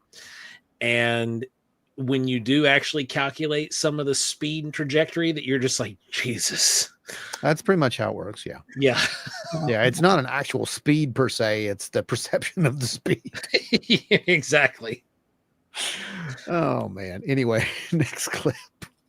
The people that were aware most of them were younger. Most of them had their careers destroyed, their lives destroyed. Now he's talking about the folks in the program with him in the legacy program, and just what they do to these folks. Just listen what they do. It's fascinating. Most of them believe that me talking about what I was dealing with my clearance and all the problems I was dealing with the company and the agencies, they thought it was safe to talk to me about their own experiences in the legacy program. They assumed you knew more than you were saying. 100%. So it's almost like, it sounds like they put all the bad eggs in one basket. It's like, all these guys knew too much and they're blabbing. We'll put them all over here with you. Pretty much. Yeah. And that's what they did. And now, why would they do that, Joe? Well, we've talked about this before with some other people who intentionally set up, dead man triggers, where Bob essentially did that with coming out and telling his story. He became his own trigger Yeah. and made it next to impossible to do They're anything. safeties. They're safety measures. Right. But this, when you have these multiple people telling a single individual and they're just dumping all of these stories. That's a lot of responsibility, first of all. Yes, it's a lot of responsibility, but it's also like, well, now he knows. And he Mhm. knows that I know. And if something happens to me, Right. then at least someone else knows. Right. And we don't know how many of them there are, but they're monitoring these people. They're making their lives miserable. I mean, these people got jobs, high up jobs in the intel, divisions, right? And they're losing their clearances. They're trying to get their clearances back. Right. Exactly. That's that's the protocol, Terry. That's the Holy protocol. shoot. Holy shoot must follow that. Yes, absolutely. There is no other answer. But yeah, they were watching these guys. Now here's the craft description. And I think this is the one, because I actually tried to do this because no one's done it yet. And I did it kind of poorly, but it gives you an idea of what he saw, because it's like, okay, now I finally understand what he's seeing. What just happened? Oh, triangle that had this electrostatic charge. The other thing you told me that I want to hear more about was the gold glow, because I've heard this over and over and over, like a lava lamp. It was a sort of undulating on the skin of this thing, right? Like a Basically, yeah. The best way I can describe it is overlay. If you're looking at a lava lamp and seeing that flow, place a yellow semi-transparent lava lamp flow on this craft, making 90-degree turns and all over the craft, and it's just this yellow transparent, almost like smoke cloud, pulsating all around the craft. so that's about as close as I could get it. I think that it was a little bit more of a smoky, like he's trying to say. Well, Like if you think plasma. about this too, if you look inside of a plasma ball, Mhm. the effect you see Yep. within a plasma ball when you put your hands on it, how that pink haze appears and Yep. kind of undulates. That's called Purple Haze. Jimi Hendrix wrote a song about that. Right? No, but real. I think that that's probably pretty close to, how it kind of looked. I think. I don't know.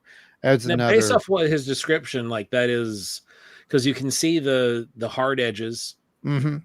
the thickness, and then the undulation of this plasma or lava in his description. Yeah.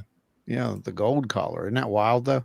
But yeah, I mean, there you go. It's another giant triangle with the lights in the same place as the one guy saw, except for the one he saw wasn't displaying this light show.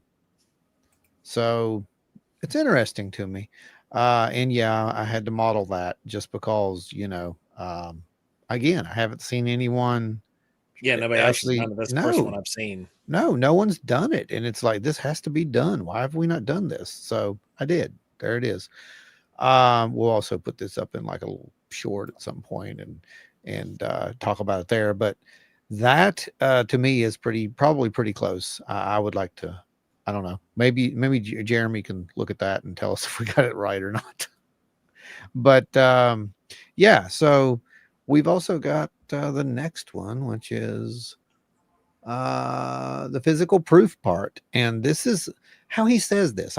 Me and you talked about this earlier. I want you to listen to how he phrases this. This is something, George, we and I hear a lot, which is in the legacy, when you're kind of put into the bad camp, you're under scrutiny now, that there are these people that are threatening you, and you do feel afraid for your life. And we'll get to it, but there are some things that occurred to you as this gets kind of deeper and deeper with what's happening. But just to be clear, so you're in a place where there's some sort of purgatory going on. Everybody has clearance, but they're in this sort of purgatory. You're in this sort of purgatory, Yep. right? And then people directly involved in the legacy program are afraid for their lives, so they're telling you so that you can, at least somebody at their level can take that information if something bad happens to it. I think it was definitely that, but it was also, this is such an isolating, lonely experience, especially for young people to be exposed to the reality of this. If you already don't have the acknowledgement that it's a possibility, like if you're, I don't want to say closed-minded, if you're average Joe Blow going through life and then all of a sudden this pops up on your radar and you're seeing physical proof of it, you probably take a step back and go, well, So he says physical proof. Yeah. But he also says he hadn't seen, he hasn't seen things, but he's also Well, made he saw the comments. craft. But he's also made comments that he's also not said everything. And I can respect that. And then the people he did tell to, you'll hear what happens about that later, which is just crazy. You guys mentioned Bob Lazar. He mentions Bob Lazar as well. And it's very interesting to me, the parallel between him and what happened to Bob.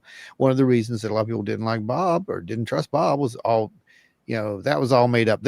He never worked where he said he worked. There's no record of him working where he said he worked. Well, great, because that means they did their job right. And,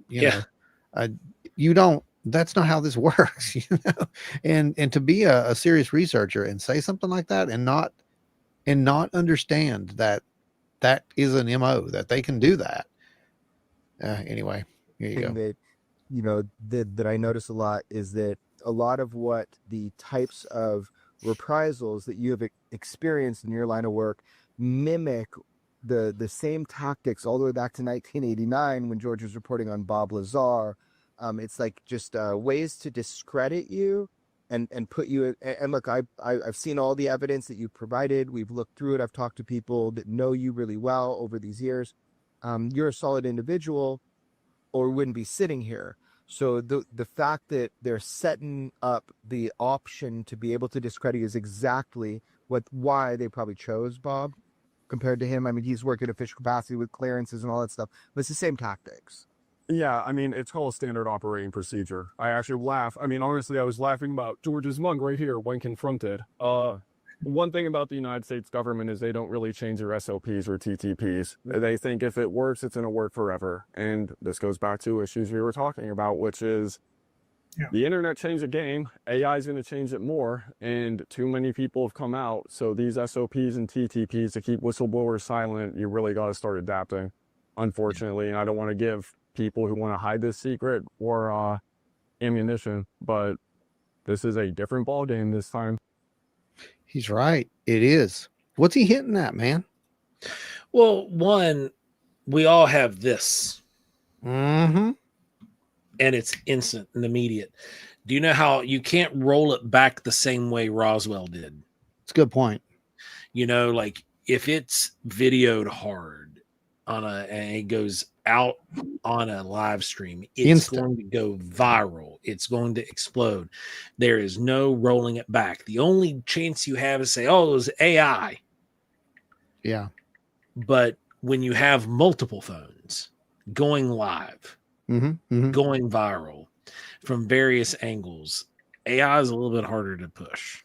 It really is. And, we've talked about this before in private as, the whole event thing. I'm not saying the 2027 thing. I don't know when it's going to be. I'm not going to be stupid and give you a date, but we do believe something's going to happen. And one of the things that in our scenario was either everybody's going to either think the same thing at the same time, or there's going to be something that they all catch at the exact same time.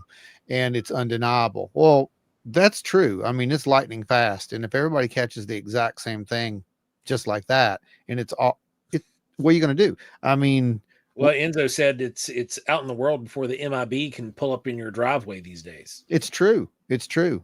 It's 100% true. And that's the crazy part.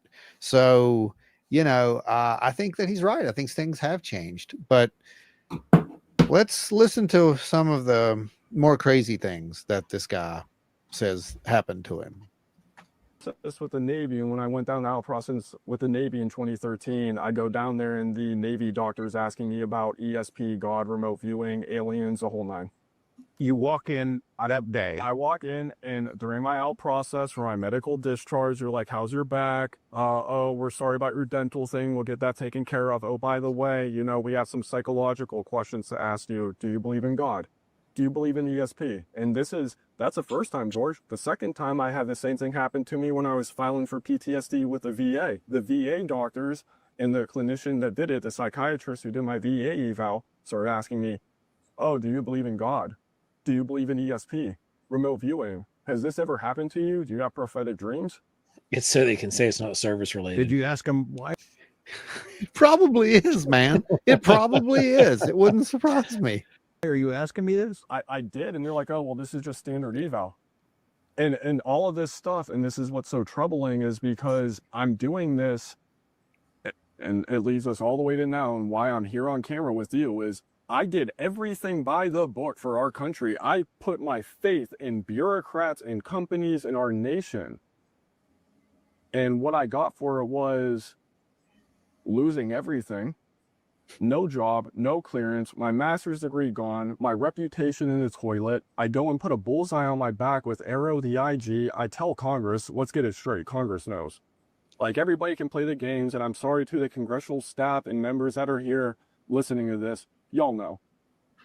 Well, in fact, it's people within government that vouched for the authenticity of your character and experiences that have reached out to me and George. And, you know, they're a little nervous of us like covering, you know, what it is that you have to talk about, although there's a big thing you can't talk about. And I respect that. I understand as a patriot, you know, and the fact that you've testified to that stuff, that you can't talk about it. But I guess my question is, I mean, do you think, just right on the nose, man, do you think that you've been part of some like current day MK Ultra type experimentation on you based on or related to UAP or not? And is it punishment for what you've seen, or is it part of the whole process you were meant to? What I will say is this, and this can be, I hope not, but I suspect so.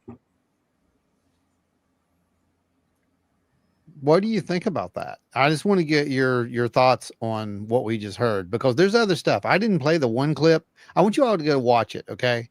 I want you to go watch it, and I want you to Valuable interview. It's a valuable interview, and I want you to hear the rest of what they did to that man. And I'm not going to say it. I'm going to let you guys watch it, but it gets dark. It gets dark. We're not saying it. It gets dark, and you need to go for real. I mean, this is insane stuff. But Joe, what do you make of that? Oh man, they were short of erasing him. Mm-hmm. They erased him. Yeah, they made it impossible for him to work for anybody but them. Mm-hmm. Which is a tactic that I've seen used. It's crazy. And not because of UFO whistleblowers. Like I know guys who worked with certain technologies who went to work for certain big aerospace companies manufacturing parts, and they just got stuck in it because they had the clearance when they were in the military to do some of that job. They got hired while they were still in the military, and then now they're making too much money. Yeah. And their clearance doesn't exist anymore, but because they're in the position that because it just expired and it wasn't renewed or anything. So yeah, and let's be straight, these guys, you know, I think one of the questions that George and Jeremy were fielding today in that one episode 92 or whatever it was I told you to go watch, they were talking about, you know, how these people are like, oh, you know, well, he lost his job, just go get another one. Well, it's not that simple.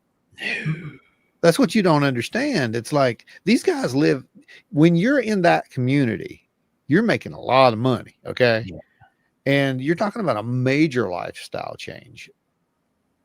I mean, where are you going to go? Well, to be fair, that his jobs that he was getting stuck in, they were saying he was making like $40,000 a year. And he was working 12-hour days. Oh, that's when they felt sorry for him. Yeah, that's when they brought him back in. That's when they brought him back in. Here's what we'll do. Yeah. Put him and he did it because he had no other alternative at that point. Yep. So, but initially, you're right. They would be making like great money. Oh yeah. It's substantial. Especially when he went civvy and he was doing a civilian contractor job while he was still technically under contract. Yep. Exactly. Still very compartmentalized as well. Oh yeah, it's absolutely. But yeah, the stuff that they did to this guy is just absolutely insane. There's an interesting thing that he does let slip here, and I don't know if he let it slip, but we suspected this for a very long time. I don't think anything slipped in this interview. I don't think it did either way. In this interview was deliberate because you hear the stuff that he just said outright that was like redacted. Yeah, that's right. Yeah, you're a good point on that. took control of that discussion group, Oh yeah. who seemed to be motives that might be counterintelligence kind of a thing, or Oh, I'm sure, and I'm positive of this as well. There are people in there that are so anti-UFO, UAP that come from very interesting agencies and very interesting locations, and the comments that they put in that chat room somehow are reflected by people on Twitter right now, like verbatim. Like, I go into work and I see statement, and I come out of work and on Twitter is same statement. Just saying, a little odd. Okay, so there's a direct mirror of on inside the intelligence community in a classified realm, and those statements are then echoed onto X. Oh yeah, within the same day. 24, 48 hours, Right. but whatever they're claiming up in their little argument. To influence the public debate on UAP. Oh yeah. So there is a direct line of intelligence community interaction on X. In public perception, yeah. And public perception. Now, whether or not those people are paid, I can... Doesn't matter if people guess. get paid. There's a lot of motivation. 100%. Yeah. That's what I'm saying, but I know that is being done. Seen it a bunch more lately. So Jordan brings up, he said, yeah, it's a small community too. Joe knows a first shirt might give a heads up when a bad service member is PCSing to the next command.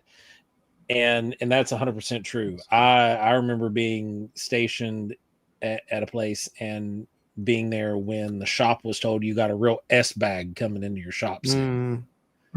And everybody's like, what? And they're like, oh yeah. We just heard up the chain that so-and-so's gonna be moving here. He got his next duty assignment here, and this guy's a real turd, so have fun.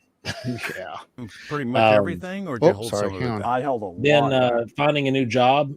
This Pull is this back. talking about the after Jordan's bringing up that finding a new job would be insanely difficult. Oh, it's incredible difficult. There's no question. Enzo says it's no surprise there. Social media accounts in the community are certainly suspect of pushing certain narratives. Yep. Absolutely. There are some stars out there right now. Oh, Told yeah. them pretty much everything, or did you hold some of it? Then? I held a lot back. I had gone in, they had scheduled my Hold a meeting. lot There were 4 of them in the room. You gave them program names, locations, the nature of the propulsion He mainly held them systems, back from everything. Arrow. I gave them my direct knowledge of the triangle, my direct knowledge of that entire event, and then guaranteed factual, no argument about it, a legacy program in detail with technology integration, how it works, where it's at, the whole kit and caboodle. So they know. What's the reaction? How do they react? Seriously, or are they? Well, my 2 favorite moments is the one gentleman that we know was absolutely excited, and he was very much like, it's like, okay, let me hear more.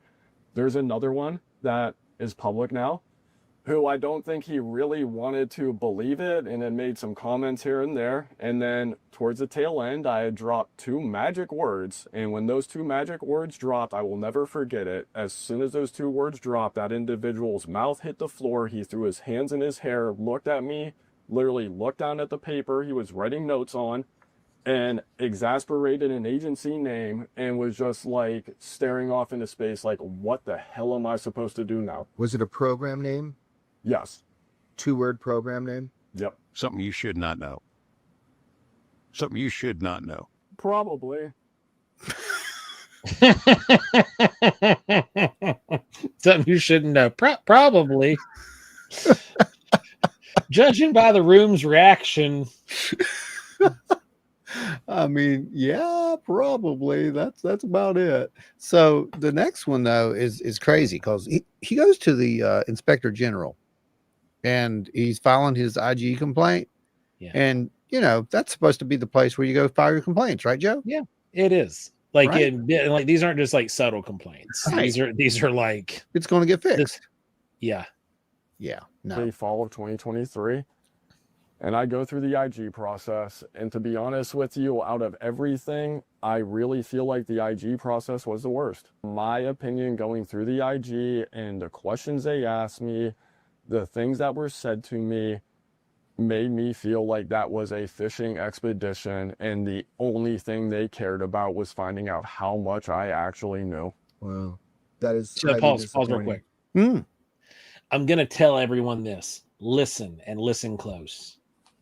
HR is there to protect the company, not you. The IG and JAG are there to protect the government and the military, not you. Yeah. Press play. No, that's true. That's true. It was very disappointing being in that room with the conversation and statements that were being made to me. Like when somebody's asking you a question in the IG, government employee cuts them off and says, you don't ask him that question, and looks at me and tells me you don't answer that question. Yeah. When they ask you, what do you want out of this? And verbatim, direct quote on film, by all means, go get the recording, because they said they recorded it. Mm-hmm. But they said, what do you want out of this? And I said, I want to look Congress in the eyes, tell them the truth under oath, so when I die, I can answer for this and know I did my job. And the response was, as far as we're concerned, you already did that, and you're not doing it again. Yeah. This is the games that they're playing, right? Oh, Yep. I love like the I just wish that I could have been a fly on the wall in that office to hear the buttholes pucker. Oh yeah. Because they're like, as far as we're concerned, like you already did that and you're not doing it again. This is like, You know what I I want to know. I testified? want to know now. Like, I want to go and I want to like just take this guy out and be like, look, we are out in the middle of nowhere. There are no aircraft flying over. We're in a closed airspace zone. Whisper, tell me everything. Jeez. I know what I testify to dramatically changes not just America, but humanity instantly. And yes, it would take time, but you were talking about economics, migration, you were talking about travel, you were talking about mining comets and going to other planets, you are talking about all of this. And wars for resources after my generation just fought those for damn near 20 years are irrelevant. Now, yeah, you're going to have to deal with human population expansion. You're going to have to deal with other things. And America and our interests aren't aligned with China's interests and Russia's interests. But I would rather get ahead of this and have our government be a part of it before it comes out, because then this is going to be chaos. Okay, but like what comes out? Like what Yeah. Pay attention to this one, kids. are you talking about? You're talking about disclosure, you're talking about UAP, the reality of extraterrestrials, or I'm whatever. talking about what Carl Nell would describe as catastrophic disclosure, where information that I and others have brought forward would be released and believed and known to be true by the general public in such a capacity that our government, as we understand it, would never recover. That's some big bold claims, right? And I, for one, cannot wait until the day that I can make the meme of Tiger King with federal government on his chest. You know, that meme is, I'm Yeah. never going to recover from this. Yeah. I just can't wait. This is the stuff that he's telling these people. So what do they do to him? Let me tell you what they do to At him. the end of this, which you're aware of the conversation I had with the attorney, it was, you are credible, not urgent, go disappear in the winds, leave this all behind, shut up, do not do anything. Your entire, everything you said, which goes back to what we talked, I mean, I talked about my childhood in there. I was told everything I talked about in that room now is up for executive review. And I brought up to the attorney, I talked about my childhood. Is that now up for it? I talked about unclassified information readily available on the internet. And they said, Dylan, every single thing you talked about is now subject to executive review. Do not go outside of those bounds. Your whole life. Pretty damn much. Your whole life's classified. Dude, this is a movie. And if someone doesn't buy the movie rights to this, they're crazy, because What do you want to bet he was in the Gateway program in school? oh, it's hard to tell what he was in. There's a lot more to this than what he's saying. Oh, It- yeah. You know that. But now we get into the meat and potatoes, kids. We get up to the end of this, and this is where it gets scarily familiar for you folks who listen to the show and pay attention to what Ron and Joe say, because it's more validation of what Ron and Joe say. Here we go. I will give my opinion. This is my opinion, knowing what I know for a fact, reading and coming into contact of information that I believe to be true, looking at history and looking at through my perspective. I Following the data. That's what he's saying right there. think what we are dealing with is very, very, very old. I think old humans have written those down in religious stories. I think that it's quite clear that we have been influenced by something else. I think Arrow has been telling the American public the truth, and you have said this on Weaponized on my behalf, which is Arrow's statement, there is no scientific evidence of extraterrestrials, is 100% technically true. You have to have a control to have scientific proof, and extraterrestrial is a very exact statement and word with an exact definition, an entity of another planet. These things, whatever they are probably what are referred to as gods or demons or angels or jinn, or insert whatever cultural or religious perspective you have. There are probably also extraterrestrials. Probably. There are probably also extraterrestrials in that mix. But, you know, no, what he's saying is like what we have. It doesn't matter what you call these, does it? What label you put on it is irrelevant. Labels don't matter anymore. And that's kind of what they were getting at. And he goes farther. He goes right into the territory that you hope he would go into. Yeah. It's not a one size fits all. And considering, you know, humanity has the same stories across many cultures: a flood, crafts that are in the sky, things that are coming and helping humans. And I'm at an advantage and a disadvantage knowing certain information that relates very clearly to things that are around the world that are. Now, pay attention to what he's saying. He's saying something here without saying something. Related to what I know. I don't think that's by pure coincidence or luck. I think that the people that are in these programs know the truth to this stuff, and they are looking at it through a lens of this is true, this is true, this is true. This has been here for 8,000 years. This has been here for 4,000 years. Oh, we dug up this at an archaeological dig in hypothetically Egypt. You know, I mentioned it to you guys last night. Lakatsky in his statement about his faith and what it means to be human and the impact and nothing to fear. You know, Lakatsky and I are both Catholics, but I want to be clear in that it's the idea of something greater than us that is here with us and can influence us. And Pasalka talks about this, and you get into consciousness, and all of these things are so correlated, and that's a problem with this subject. And that's why one of the things that I'm a huge proponent of, going back to having our government be a part of this, is you have to set a foundation. Because if you come out and you throw it all out there, people are going to laugh at you, they're going to call you crazy, they're going to do X, Y, and Z. And you have to set a foundation. And I understand the UFO fanatics are not going to like this opinion, but this isn't for you. This is for the public. If you want disclosure, the public has to be a part of it. Hence why I'm here, is to hopefully get enough people outside of this subject agitated, upset, and come and say, no, we're done with this. My big picture idea is it's been here for a very long time. It goes by many names. It's many different things. And it has an influence on all of us. And does anyone disagree with this? Have you heard anything that you would disagree with there, Joe? No. No, Dave? Dave? Anything you would disagree with, Dave? No, but I like the fact that he's very specific about 8,000 years or the 4,000 years. Yeah, it's And then he interesting. says hypothetically on this other subject. Hypothetically in Egypt. Yeah. So you think that one gives you a little bit of a cold chills, right? Now, wait till you hear this one.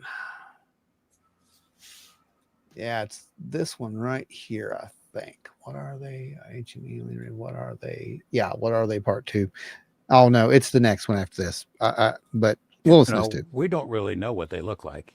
You know, they're so advanced to us gods, sure, could be that level. They might as well be gods. They're so far advanced. I don't think they need craft to get here. That's some kind of a bauble. That's something to get us interested. Look, hey, look at this. That's why we maybe have so many of them. They don't necessarily crash. That appears to be a crash. Something that's always been here. I'm not entirely positive they have our best interests at heart. Feels like an experiment. They mess with us on a mass scale, an individual scale, and I'm not sure we're ever going to understand it. I tend to agree with you. I have many thoughts on this, and this is one of the other things I came into knowledge of while at my work at DTRA before I lost my job. When Congress passed the archives legislation where all the agencies were supposed to round up all their documents, I had a wonderful conversation on my last day, and I'm sure it was just coincidental. The person in charge of collecting all of the information from DTRA dealing with extraterrestrials and, as he put it, quote unquote, little green men, happened to sit next to me at my computer terminal and began pulling all of the documents on my system and the systems in our skiff. Interesting fact for you was that he came into the old atomic energy documents from way back when, and there was intelligence and information in those that discuss what you said, which is this has been around with them, and that even back then they had a similar outlook that this isn't exactly for our benefit. Well, how about that? Well, back then you're dealing with a very Tense times. very Tense times. backwards kind of Yeah. government, religious theocracy stuff, and fragile. Everything's a demon, and we're still kind of there. We're not really moved on too much, have we, Joe? No, not too much. You get into, and again, I don't want to go too woo. I want to. He used the bad word. Really avoid the woo, but he used it again. We're going into hypotheticals, and I try to keep all options open. You're right. Theoretically, they don't have to come here. I mean, we're working with Neuralink. We're projecting thoughts. We're doing all of this. Dreams. You have MK Ultra. You have all of this stuff throughout the history, and all of our intelligence agencies never get rid of that capability. They only get better at it, and they only get better at hiding it. But if somebody's able to put a thought in your head, George, and tell you build this craft, yeah, you're the one who built it, but listen to what he's saying. The thought came from somebody else. And now you start to get into places that are purely hypothetical, and I'm not even saying I believe them, but it's clear there's something to this.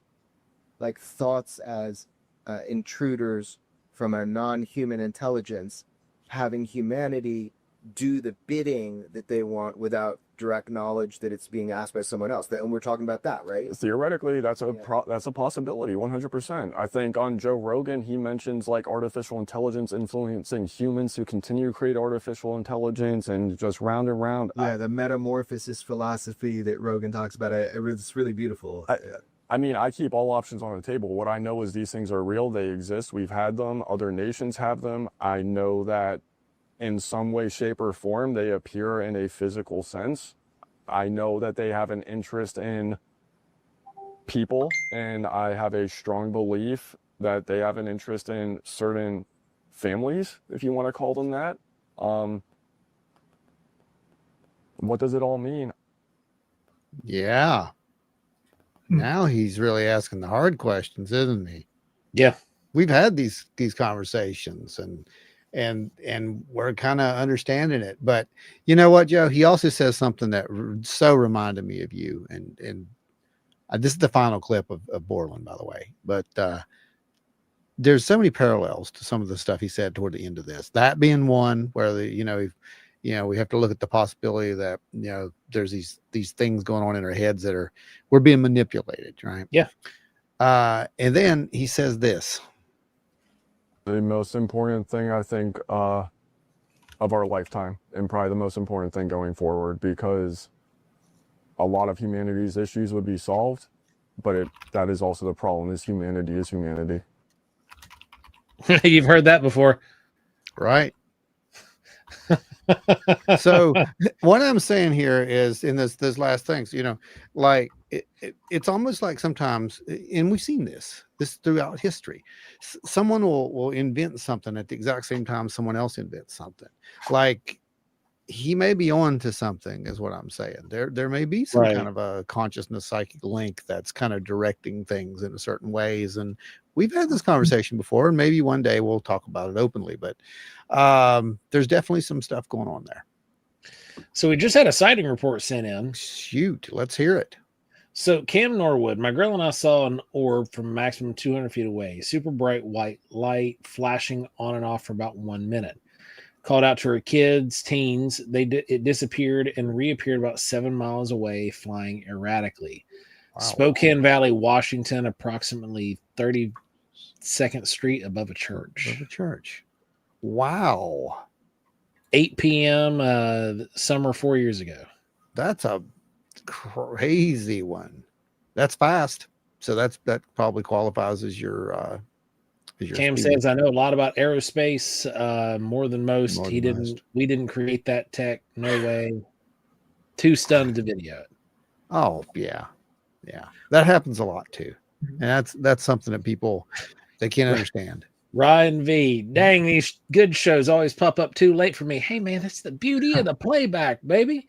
Yeah. Hop in this one and give it a rewatch. You'll enjoy it, I'm sure, man. We're 8 p.m. Eastern every Thursday. Yeah, there's a very good sightings report at the beginning of it. That's about the first good first hour there. And it's amazing. Very, very crazy sightings happened this week out here in our area. Out here on the East Coast, and we take like Cam Norwood's report. We take sightings from all over the country. That was Spokane Valley, Washington State. Yes, the opposite end of the country from us. Thank you for sending that one in, Cam. Absolutely. Thanks for being here. Sorry. Go ahead, Dave. It seems like the sightings have kind of picked up the past few days too. I mean, there was a sighting, I believe it was last night, off the coast of North Carolina. Could be a drone, could be not. Doomsday Dave, what could be some of the astronomical features that's going on right now, particularly with the sun, that might be, creating an event? Yeah, well, since we're going to go into Dave's thing, let's just go right ahead and just give him his thing, and then because all this is going to probably relate to Dave, all these questions.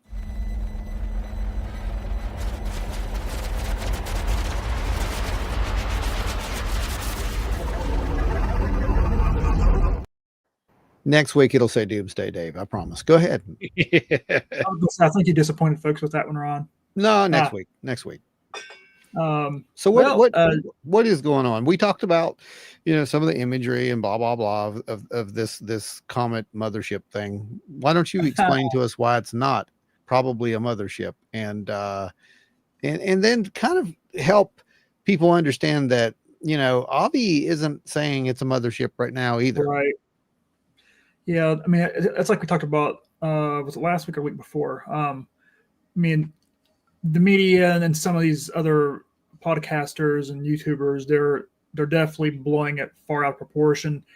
They're not giving the data time to be released because there's still a lot of data that's being held that they're trying to make claims before they know the facts, which, as you guys know, it really irritates me. Well, I don't care. We all know that the reptilians have infiltrated NASA, and they're making sure that you guys don't see the reptilian mothership approach. Yeah, and you guys convince me otherwise. Mm-hmm.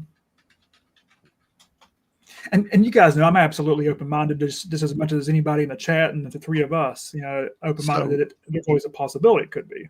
So what is happening out there, really, for real, not playing games? Like, what is going on? What do we know, and what do we think we know, and what are we going to see next, or should we see next? We actually don't know a lot at the moment, but what we do have, as you guys we talked about, and most folks have probably seen, the Mars Perseverance rover was able to capture an image, and that image, the first image it captured, actually there's two images really, but there's that one image where you have that shooting streak going across the sky. Right, and then there's another one where you see that very faint object. So the very faint object would be 3i Atlas. The streak across the sky Now, I can't verify. I can only speculate like anyone else because NASA's not released any information yet. Saytarian mothership. Yeah, but that has the appearance of a shooting star, like just like you have it on Earth. I think you're nuts. That's not a shooting star. It's just too fast. 3I Atlas is moving very fast, but we're not going to see it that fast in Mars atmosphere, at least from the rover's perspective. And one thing about the rover people are talking about, they're going back on this rover. That rover's camera was not designed to shoot into space. It was designed to shoot down, looking forward. Yeah. To look forward or shoot down. Yeah, it's a terrestrial camera. Yeah. And you know what's amazing, but to me, Dave, is that they thought that this was important enough to point a terrestrial camera skyward. Mm-hmm. Yeah. You know why? That's really interesting. But you know why? Aliens. But here's the other trick to it, though. The ones that actually used that were amateur astronomers. Right. Okay. Right. Now there are amateurs that are professional, in a manner of speaking, that they have access to these devices where they can use them, and then they work with NASA and so on, like kind of like a contractor in a way. So it's not an official NASA release. And of course, as you guys know, the current information. Okay, go Ron. Tony, next week, I promise there'll be an update to Dave's Doomsday segment. Don't worry. It'll be good. You'll like it. You guys paid for it. It's coming. Continue, Dave. That was perfect, actually. Yeah. Mm-hmm. So the other, let me see here. Also, the fuzzy object. That's what I wanted to touch on. So yeah. So they. Oh yeah, this one. Hang on. Yeah. Yes. Thank you. Yes. This little fella here that the European Space Agency managed to grab. Yes. Okay. So that, I believe without a doubt, is 3I Atlas. Yeah, and we had mentioned earlier with this one, you can tell that this particular camera was locked on the target because everything else in the frame is kind of skewed. Yeah, it is. And now the other catch with this camera compared to the Perseverance is the two cameras that are orbiting Mars right now that are ESA. They're actually designed to photograph the surface of Mars, the bright surface of Mars. Right. So the object, though we can see it pretty well, it's still kind of dim compared to what it would hit Mars with, looking down. So you're seeing the coma of this thing, but you're not seeing the detail because the cameras just are not designed for this either. No.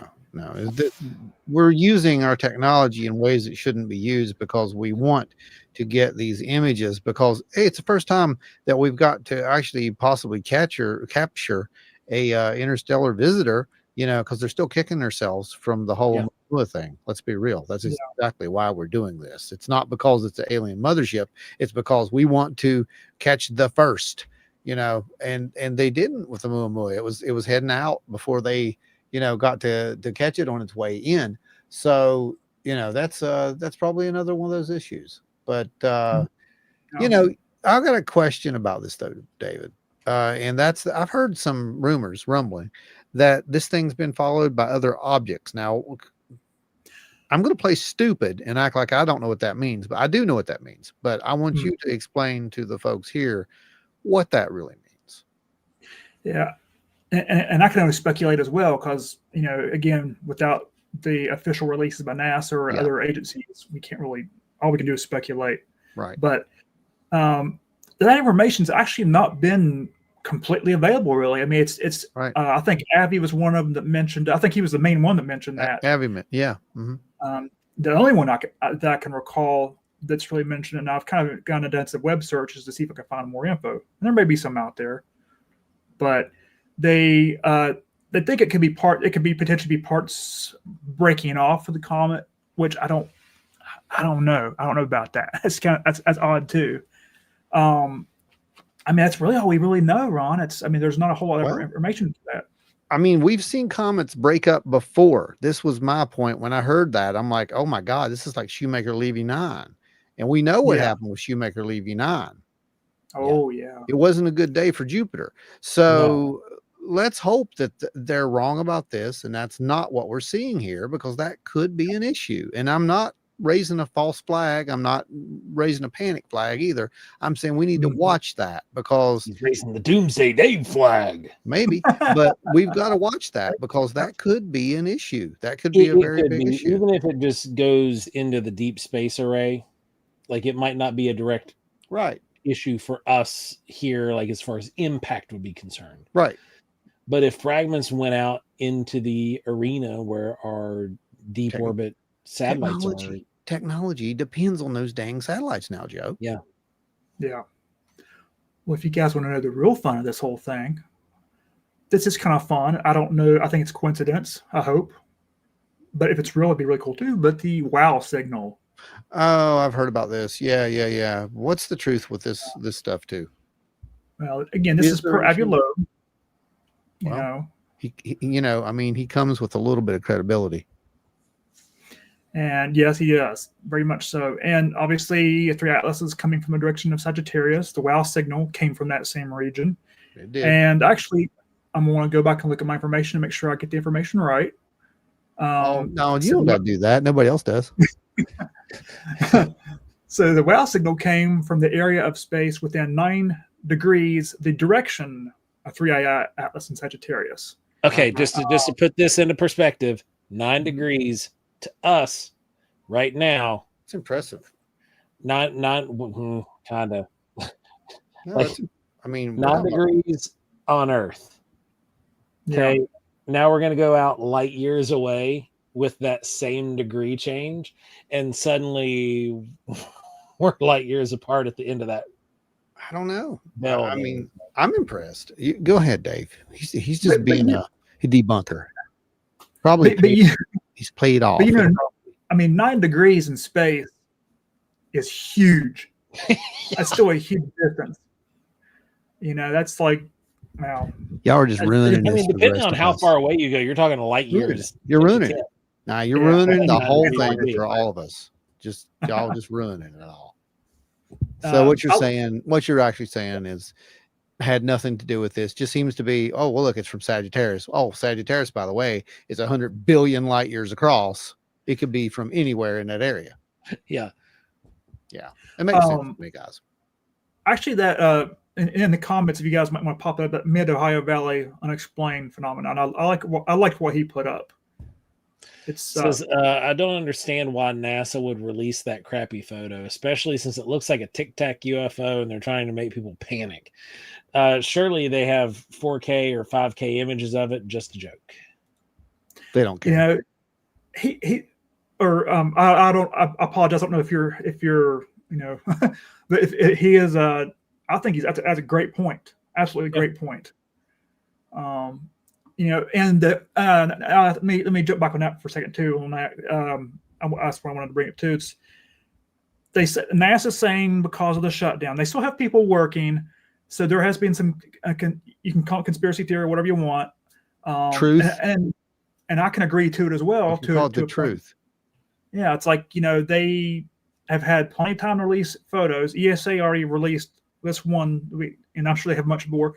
And yes, they have to gather more info, collate it, and get the data out there. But yet, NASA's usually within a few days after they spot something, they'll usually get it out there. So it makes you kind of wonder if they're not holding back for something waiting to release. I think that what it makes me think is they've given, probably because it's video, right? So they've probably given their VFX guys a lot of work. Yeah. So that's interesting. Very interesting. Enzo, it's a blurry photo. Obviously, Bigfoot's riding the comet. It's probably that. My favorite one is the one where we see it tumbling, and it looks like the ship of lights from the old Battlestar Galactica. That's great, because if that's the ship of lights, that explains a lot. Just anyone who's familiar. Right. Cam Nord says, I'm interested in the Atlas. Needs more info for sure. Yeah, it really does. Yeah, it does. That interests me, the one that's hurling, because it's like the one that the really fine-tuned one that we saw. Is that legit? Is that an image legit? I don't know. I'm asking you. I sent it to you to he did use validate. AI enhancement. He admits to that. It is AI enhanced, yeah. That's why it looks like a crystal, but the Yeah. blurry part. That's real, right? Like, I think so to a degree because, all like, right, I mean, that's why now we're not showing it. We're not showing it until we know that that's for legit. and I can't confirm that obviously because it's again till the data's out there, the Right. actual data. Right, But right. I mean, if that is a legit photo, the way that it's moving, that's moving like how an asteroid's going to move through space. Which is weird And because this is a comet. yeah, though remember they consider a dark comet, which is, it shows characteristics of both comet. That's a good point. So what you're saying is it's a hybrid. That's what they are classifying that, and some of the other dark comets, which 14 have been discovered so far since Okay. going back, I think, to 2017 or 2018. Okay. So they Roughly. share similar characteristics between both comets and asteroids, is what you're saying. But this is the largest. Now the one big last point that I'll make on that one, which I think is cool, is they think this 3i Atlas, based on data they have got so far, is approximately 3.5 to 4.5 billion years older than our solar system. I saw that. That's incredible. Yeah, I'd like to that's have a nuts. piece of that for my rock collection. Right. Worth some money. Yeah. Oh yeah. Now, Dave, what is it with all these comets? I mean, we've got some that are visible. We've got some that are going to be visible. I've heard that there may be naked eye viewing possible by the end of the year on some of these. Yeah. Yeah. What's the next one we can look for? The biggest one, this is going to be a fun one. I'm going to try it if I'm to where I can, or where my wife can help me get my telescope set up due to the opaque situation.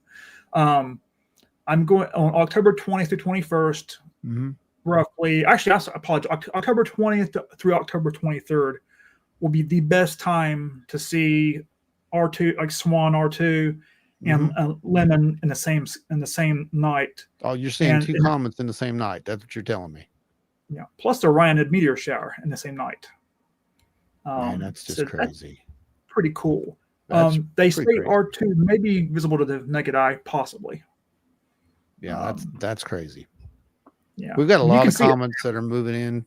All of a sudden, that's weird. Yeah, there's 7 comets that have been detected moving in the solar system. I've seen 2 before. I've heard of like a third coming in a little bit later, but you've got 7 of these things coming in. Something disturbed the force out there, man. There was a disturbance. Something happened. You don't get that. They just keep hearing my prayers for Team Big Rock. Well, you need to stop. I kind of had a wild random idea though on that. It's like, what if? I mean, of course, if something would have went supernova, we would have seen it. Oh yeah. Wasn't that clearly? Everyone knows it's Planet X. Unless it happens, you're laughing, but there has been a possibility that there's a Planet Y now. Yes, actually, I've got data on that. I was hoping you would. It's like having our own AI. I just talk about it, and he's like, "Oh yeah, I got data on that." Speaking of that, it's right here. It's like the ship's computer over here. Yeah, working. Pull that up. Yeah, it's working. So fresh hidden world. This This is what I was thinking about too, Enzo. Enzo says, normally I'd agree, Ron, but they're all coming from different parts of the solar system. They are seemingly coming in, if you put it up in a circular grid, they're coming in 7 vastly different directions. I'm telling you, it's weird. Team Big Rock. Yeah, bringing them in, man. I won't get too much into that one because it's right now it's still being studied, but like on this website, the key takeaways being Planet Y as a potential undiscovered planet. In this new study, the scientist says it's a Mercury to Earth-sized body, and they believe it has to be there because it's causing a tilt in the Kuiper belt, leading interference. And the Vera C. Rubin Observatory may soon confirm or refute Planet Y's existence. So there you have that. Yeah. So basically, there's something disturbing the belt, which could actually launch comets into our area. But that's clearly not what's happening because they're coming at different angles. Yes. Yeah. So something else weird is happening. Everybody just says it's time to delete the ant farm. It's just weird. But yeah, guys. So that's what's going on. Anything else we got to look forward to in the skies, David? So actually, getting back to 3i Atlas. No. once it and so between November 2nd and 25th, the ESA or European Space Agency, they have a sat called JUICE, Jupiter Icy Moons Explorer, which will be pointing at it. And that one, they believe, will be able to get all the specific information and data on exactly what this thing is. Its chemical makeup, you name it. That's if it doesn't break up completely by then. Right. Now, what would happen if it would break up and goes to slam try into to the catch earth? this? That's what you're thinking, right? What is it? You're just thinking about how do we break it up and slam it into the earth. That's what you're thinking. Well, the way to do that would be to give it, a set of leather gloves and a tennis racket. Yeah. No. 'Cause, What's know, your question juice. for real? But Question. so with what kind of relay time are we looking at here, Dave? Like when we have something that's that far out, like what's the communication relay like from the point of data collection to the point of data retrieval? Good question. It depends. I don't have the exact numbers on the ESA's telescopes. I really can't say exactly, but generally speaking, they're going to get the data within a couple of days. Now, all that when that's all that information is transferred, it's terabytes of Right. The file transfer is gigantic. And you've got about 1.25 AU or something to cover. So over 93 million miles.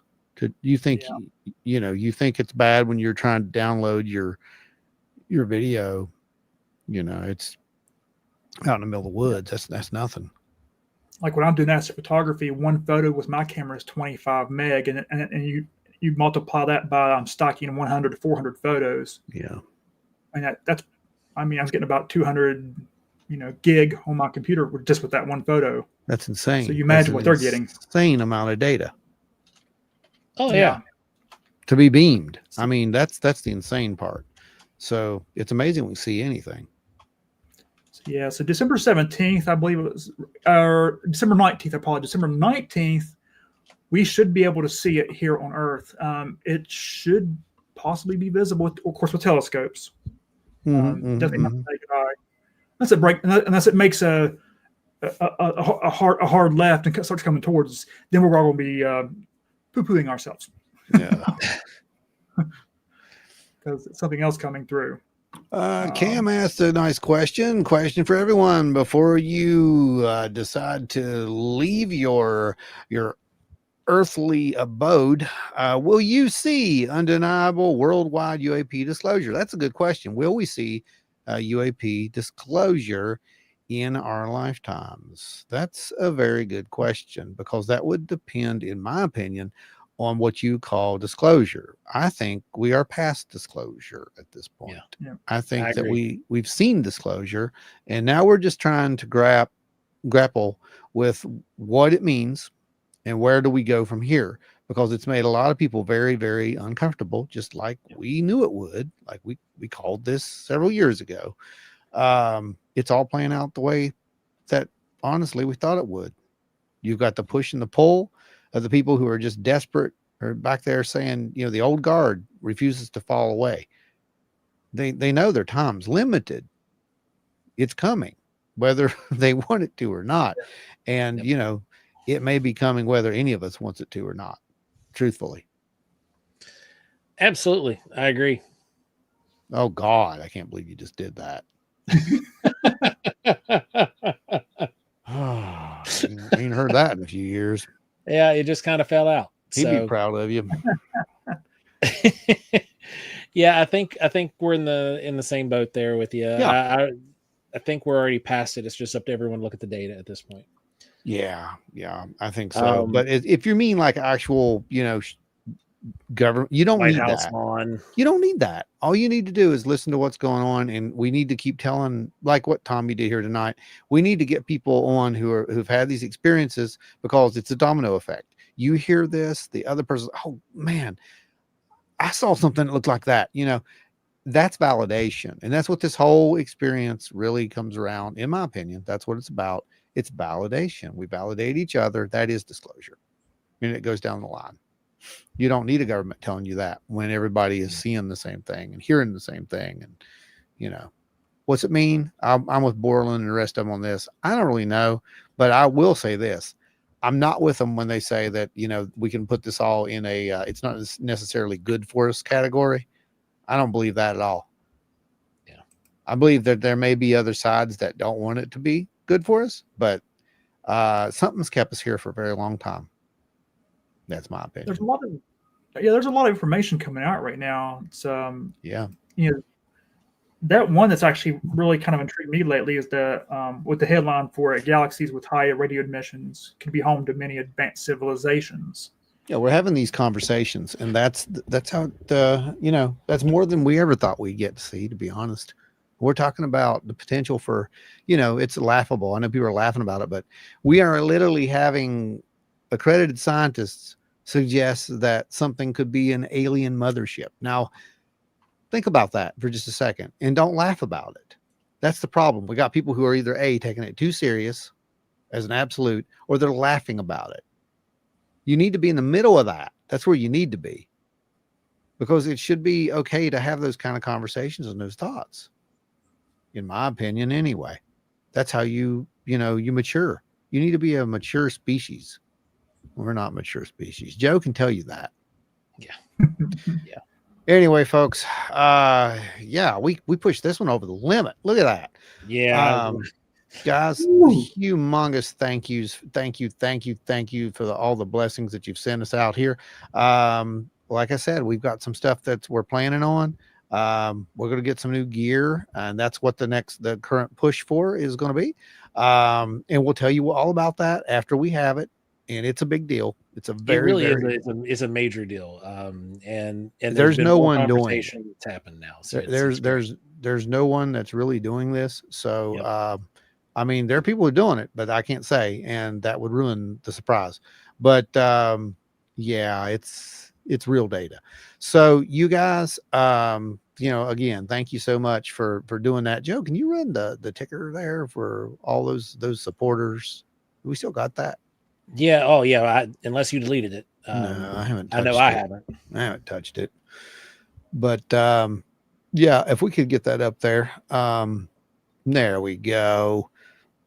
And this is all the folks who keep this thing going: Adam Good, LW Marshall, Larry Host, Eyes in the Woods, Chug Stugans, John Smirka, Richard Minnick, Luke McComb, Gary Schuler, Teresa's Honored Histories of the Tri-State, Ada Cox, Nancy White, Scott Holbrook, Lisa Dances with Orbs, West Virginia Bigfoot Project, Finding the Trackway, Tommy Swagger, who you got to see tonight, Pat, Seth Beans, Lamel, Kenny Hess, Small Town Monsters. Joe, take it.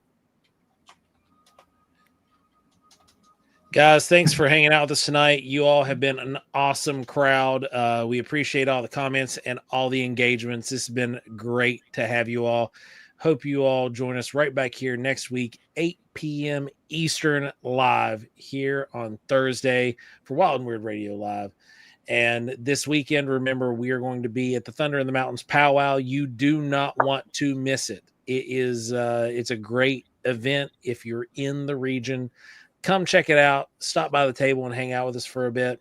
We're going to be there all weekend, having a great time with everybody. And y'all are awesome. Thank you.